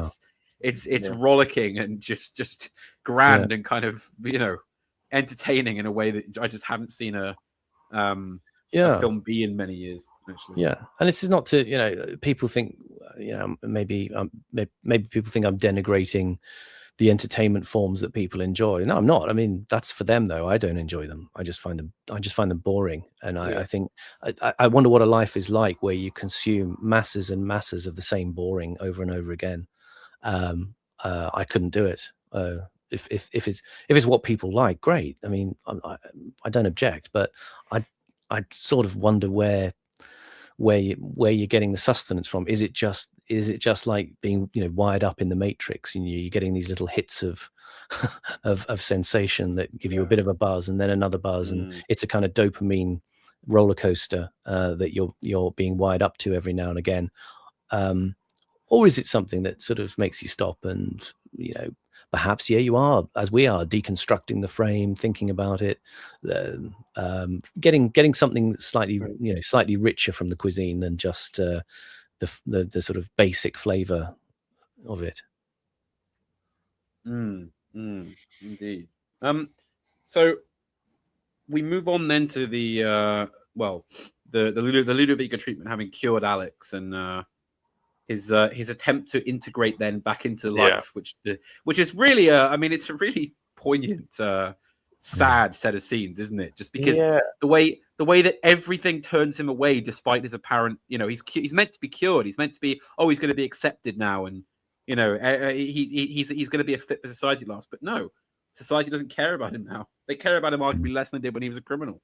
Well, that see, this is the scene with the parents was probably the scene that affected me the most, because it's you've got these people who, you know, their entire job, not their entire job, but, you know, as parents is to, you know, sort of care for your child and take them back in when they're sort of having troubles in life, and they just you know, abandon him because it's a bit difficult. Yeah. Well, I mean, they're really interesting portrayals, aren't they? Because their entire sort of thing is just they just want the easiest possible option. It's like when they're clearly aware that Alex is doing all these terrible criminal acts, but they're just, do you know where he was last night? Well, he was at his job, wasn't he? I thought he had a job in a night. You know, it's like the most. You kind of hate them more than you hate Alex for anything he does, I think. Yeah. Again, it's because just they hollowness. just refuse to bother. It shows just the hollowness throughout the film with these sort of like institutions and, you know, what their positions are, and that they don't actually care. They just want a solution or an easy life in this case. Yeah, I mean, what do you make of them as characters, Simon, in the way they're portrayed, especially the great performance by Philip Stone? Yeah, it's well, I mean, pitiable, really. I'm always struck by Philip Stone's the sort of terror he has when Alex comes back, the way he tries to make excuses for everything, the way I mean, he's not really even henpecked, is he? His wife is sort of equally a passive figure. He's just totally fearful of rocking the boat in any way and of exerting any kind of force. He's utterly passive. It's difficult, but again, I think it's part of what I think Kubrick's attempting to imprint about a world where people are just adopting the slop. I mean, you see those pictures in the background on the wall, those pictures that seem to have been ubiquitous in 60s and 70s Britain, the semi-nude woman in a sort of slightly tropical mode, as if this is esoteric and this is different and exciting, and it's the way people hoovered up a wholesale adoption of styles. This is partly what this film is about. I think you see when he comes back home, it feels like the whole apartment's been redone in some way to be slightly more colorful and vivid. It's still the same boxy high-rise apartment that you imagine it is, and yet it's got these touches of flair. You see the kind of bubble wall feature at the back, the colors of the wallpaper that have been chosen, the little kind of style accents dotted around the flat. that are being adopted to make a slightly more chic prison. that's kind of what a lot of it feels like for these people in the film. They're just accepting the society as it comes. The ideological overflow is just let it wash over you, and just pick the bright orange shirt and the gold tie. Have your wife wear the red plastic boots and the ridiculous wig, and don't really think any further about it. I mean, you can do that. You can live that way. That's fine. But I think that's what he's sort of trying to draw attention to. There are layers of a society where, as you say, Alex really kind of is a sort of aristocratic figure in some ways. He's a sociopathic figure as well in many ways. And there is the tier of society that lives at the elite governance level, of course, and manipulates the rest of the mise en scène around it. And yet it all seems to be totally, while it appears to function on the surface, it all seems totally morally dysfunctional to us. And this is it, because we kind of see it almost from an internal perspective. It's from his perspective, this is you're seeing the ugliness he was rebelling against, and now he has no power to rebel against it, so he's kind of at its mercy. There is a tastelessness. And I think there is, it's true what you said, Simon, about the feeling of these people. And I look back and the way people seem to be living, older people especially, in the more middle-aged types throughout the 60s, 70s, and up to the 80s, where every year there'd be a kind of, or every 5 years or so, here's a new style of suit or of house or art, and they wouldn't really they just passively accept it. They would just go to the shop and buy flared trousers and grow sideburns and have this horrific 70s interior art, and not just because that's the thing you do. It's the new thing. It's what's in the catalogs. It's what's in the shops. It's what they're putting on the telly. It's a dreadful sickness, really, the idea of just lying down and accepting not only the moral strictures but the aesthetic ones, without questioning them. I mean, I see a comment, RYS Young, I don't know that you'd want to know their preferences should they exert themselves. Well, I think there's probably a great mass of people who don't really care about exerting themselves in any particular way at all. Well, this isn't me saying that, because again, when it comes to art and society, I'm completely elitist. I do not believe that every person has a Tolstoy or a Beethoven inside them waiting to come out. Right? It's just not true. And I'm not saying that if Alex's parents were given free reign to decorate their house without any aesthetic input from anybody else, it would be good. I'm just saying that simply what they're doing, they're not even thinking about it. They're not even trying to make it work in a particular way. It's just that they want to lie down and accept. It's it's like how people slopping off into Primark to buy jeans and hoodies to wear aren't thinking about the aesthetic of a hoodie or the way it looks on his face. If they're just buying it because it's what's handed down to them. There's no conscious thought to it.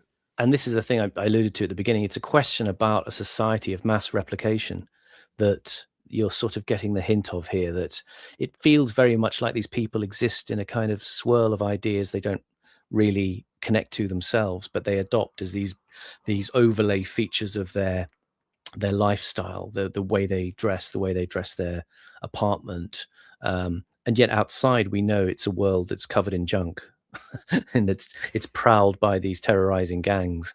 There's something about the nature of people as passive, as passengers, just passing through this stuff and not really making the connections that, I guess we can deconstruct Kubrick and have a very sophisticated or faux sophisticated take on what he's talking about in terms of, behavior and how that is then diverted into propagandistic control of behavior, and what does that do for the moral agency of the individual and so on.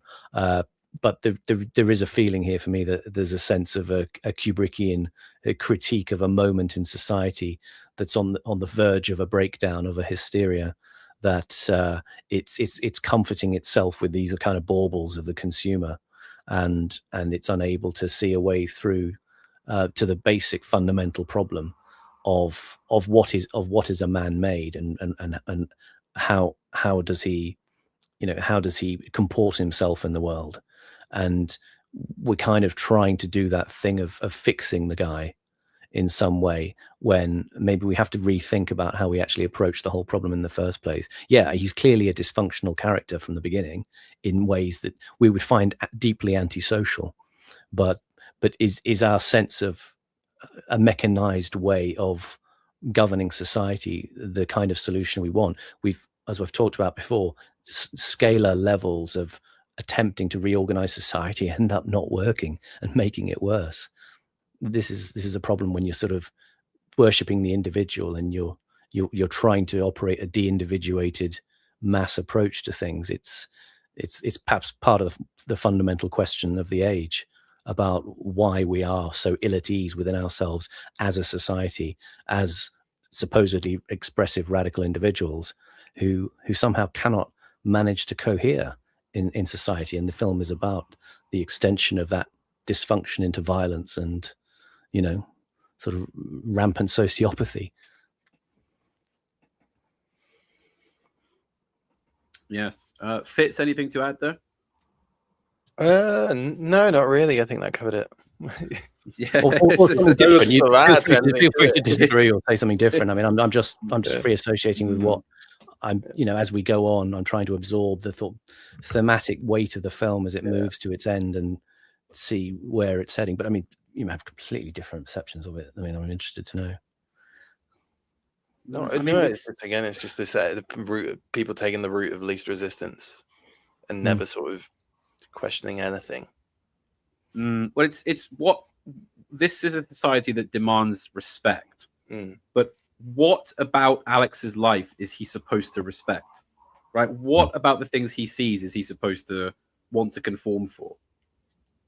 Well, exactly. There's nothing to respect. There's nothing for him to say, okay, I'll be a part of this. I mean, why would you do it? It almost puts in mind of what the Hugh McGregor says in Trainspotting, where it's the whole thing about, well, in a sense, there's that undertone of being a horrifically strung out, depraved heroin addict is freer and kind of more true to living a fulfilled life in a way than it is to just sitting at home in a council flat with a huge TV. By eating slop. It's sort of it's why would you actively choose that if you can put up with the rigors of a slightly more exciting, if depraved life, or even in Fear and Loathing in Las Vegas, where the whole point of the film is that the going on all these sort of depraved drug benders is a way to cope with the depravity of Las Vegas, because the two main characters will admit their own depravity, but the world around them won't. It's hypocritical and pretends like it's standing for something. It refuses to confront itself. Exactly. Exactly. That's that sense, as I say, of looking at the Kubrick's framing as everybody is boxed in. In this film, if we took a wide survey of the film and you looked at the camera setups, it's really quite striking how the four walls closing in on people is very much there. Also, this comment in the chat interested me, that this darker view that actually, if the society had more time for him, if not more respect, at least, when he was just being, coercive and violent, in the kind of being a respectable citizen, if you like, won't get you anywhere. I don't know if I can never remember the Japanese name, but there's a really good Kurosawa film about an old bureaucrat who has kind of spent his life being meek and a good system man, and realizes like at the last minute before his impending death that he has to do something kind of to get even a little thing done of any significance. He has to start basically being coercive and pushing people. And I suppose really it's that kind of message as well, is that where these things happen, it's not done through meekness, is it? It's done through force. That's what human society demands. Now, Fitz, I believe that you've got a bit of a limit with time, haven't you? So you're hoping to wrap up by about 5. Well, what I'll ask you then is this kind of the third act of the film, where Alex is kind of kicked out of society, finds himself brutally beaten close to death at the house where he committed the rape and eventual murder. It's said of the woman, the writer's wife. What do you make of the writer as a character and the kind of this sort of more darkly progressive aspect of society, if you like, that is challenging the government and the society it has, but in a very self-serving way, the way it kind of uses Alex, if you like, or well, yeah, and it again, I think it shows, you know, like you get the first act of the film, the build up, and it's like you know, he's doing all this sort of, you know, from our lens, evil stuff, beating people, and it's all done back to him. But I think again, it just emphasizes that the hypocrisy. It's you know, it's like when the shoe's on the other foot, they'll happily, you know, take a kick and beat Alex down. And like you have the writer who's sort of moralizing about like, oh, the government are controlling, you know, another lad tortured by the government and by the police. And it's like they do the exact same thing to achieve their own ends. So it's just, yeah. Can I ask, Simon, what do you make of this appearance by one David Prowse, famous playing Darth Vader? Because it's quite funny, isn't it? You see the house again, and instead of his wife, he's in a wheelchair, and he's got this enormous sort of rather homoerotic looking body build. You do wonder, has he kind of flipped later in life and thought, you know, this is the way. I wonder maybe is that he's become so terrified about being weak. And being unable to defend himself, that he's brought in this ludicrous kind of image of masculine strength to protect him. It's very impressive how David Prowse actually lifts Patrick McGee and his wheelchair down the stairs and carries Alex into the house as well. It's I mean, just to say that McGee is kind of wonderful. He brings his usual trademark intensity of performance. I mean, he's very one of the stable of actors we like on this channel. Of course, his appearance in The Birthday Party was and the way people might, again, we were talking about so-called overacting, but it's in the way that I said the film is like a kind of Victorian morality tale. The necessary level of accelerated fury that transmits across his face as he begins to realize who Alex is. When Alex is singing upstairs in the bath and he hears the voice, and you watch Patrick McGee's face as he registers who it is. And do you know, he was on set, and they did, you know, sort of 50 takes of that, and every time Kubrick went, no, you need to look more horrified, do a more grotesque face, really do just the maddest face you can. And they finally got it after he does. I mean, it's hard to find because I got them. I'm going to sort of find scrolling ability here, but it's he turned around and said, "Stanley, I feel like I just took a shit in front of everybody." It's just, what are you asking me to do? You know? It's just a favorite scene. There it is. Yeah, the meme, literally. And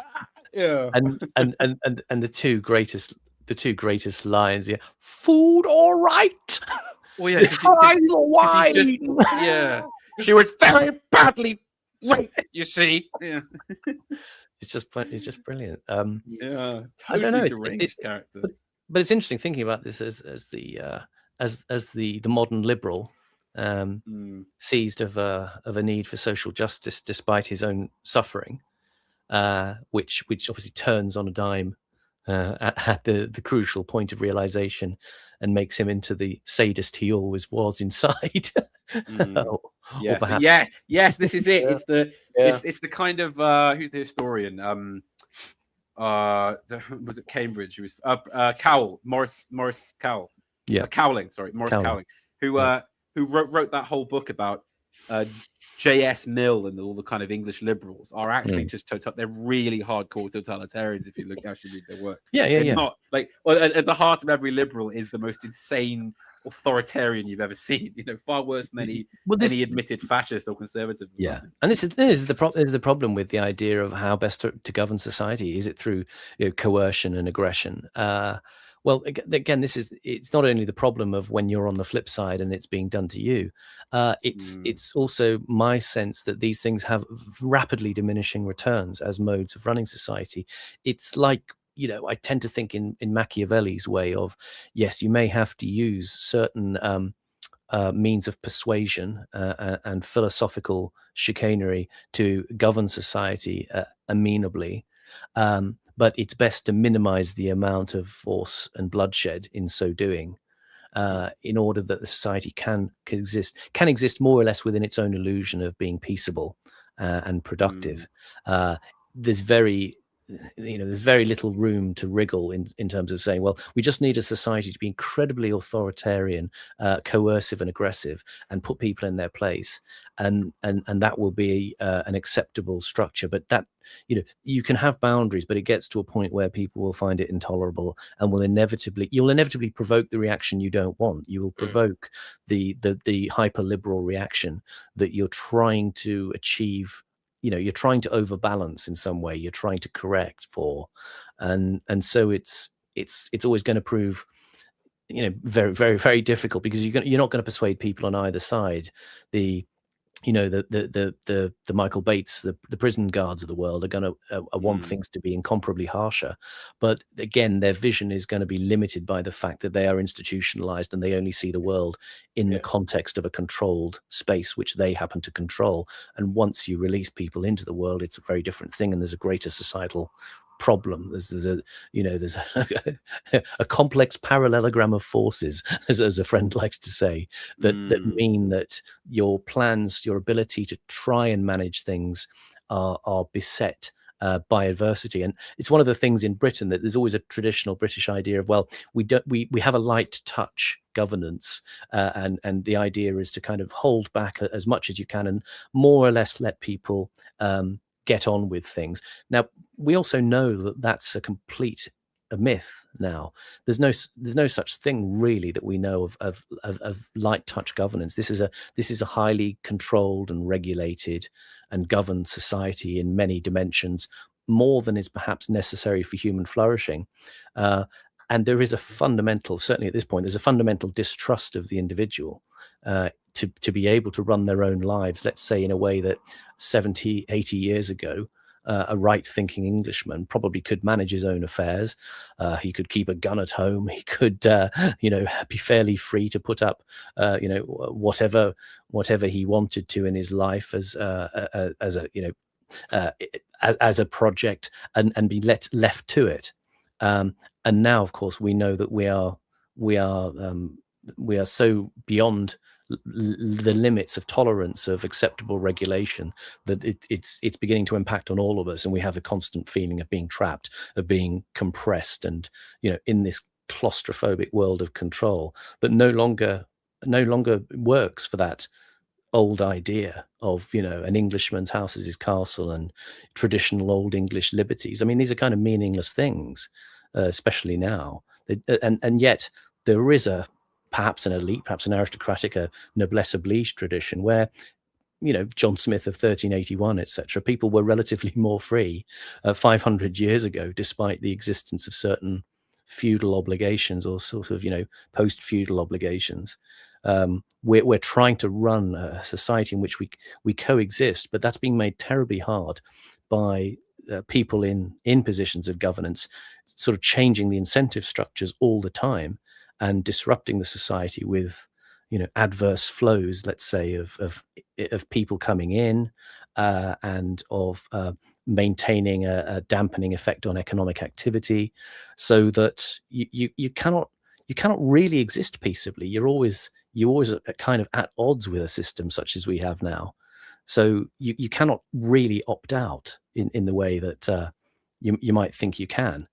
And this is, a lot of the contention of this film, how much of the kind of power that we might like to exert should we allow to be exerted by the state. I'm not being a complete libertarian here.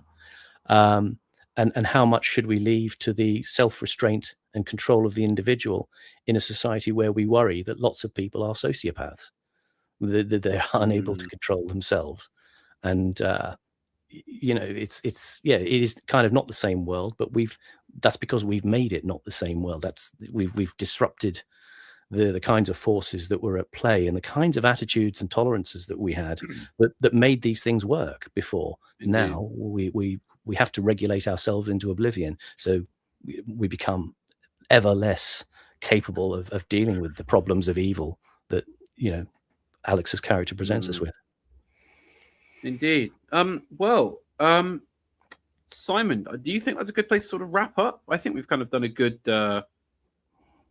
sort of I'd say to Fitz, dive into the film. I'd say to Fitz, is there anything you want to add, or discuss or point out about the film at all? Is there anything that strikes you? I suppose it's just more a sort of a personal experience with the film. Because I've never, I spoke to Hat like immediately after, because I told him I was watching it, and it was just I've never been so compelled by a film. I almost felt like Alex, like being strapped down, like being made to watch it. I couldn't look away. And I think it is one of those very rare cases where it is just pure cinema at its finest. You need a picture of you doing the Martin Scorsese pose, absolute cinema with your hands up. I'll get someone edit my profile pic doing that. Very good. Well, Fitz, thank you very much for joining us today. And Simon, thank you as always. And thank you to the audience. Do you want to give us, maybe in the style of Alex, a final shill, Simon, before we head off? I'm actually thinking of saying that, can you spare some cutter, me brothers? Head on over to ko-fi.com/Panama Hat and give us a big dose of Pretty Polly in our pockets, and we will do more and better and go on further. You're not too bad of an audience, you. You've even got a good wallet on you. Get us some money for the Ko-Fi, why don't you? If you don't, it's a big black mark against us. Yeah. Thanks for joining us. Indeed. Thank you. Thanks for having me on. And of course, you're welcome back whenever you like. We'll do some more cinema discussion. So anyway, goodbye, everyone. Bid you well. Have a good rest of the day. Bid you well. Have a good evening.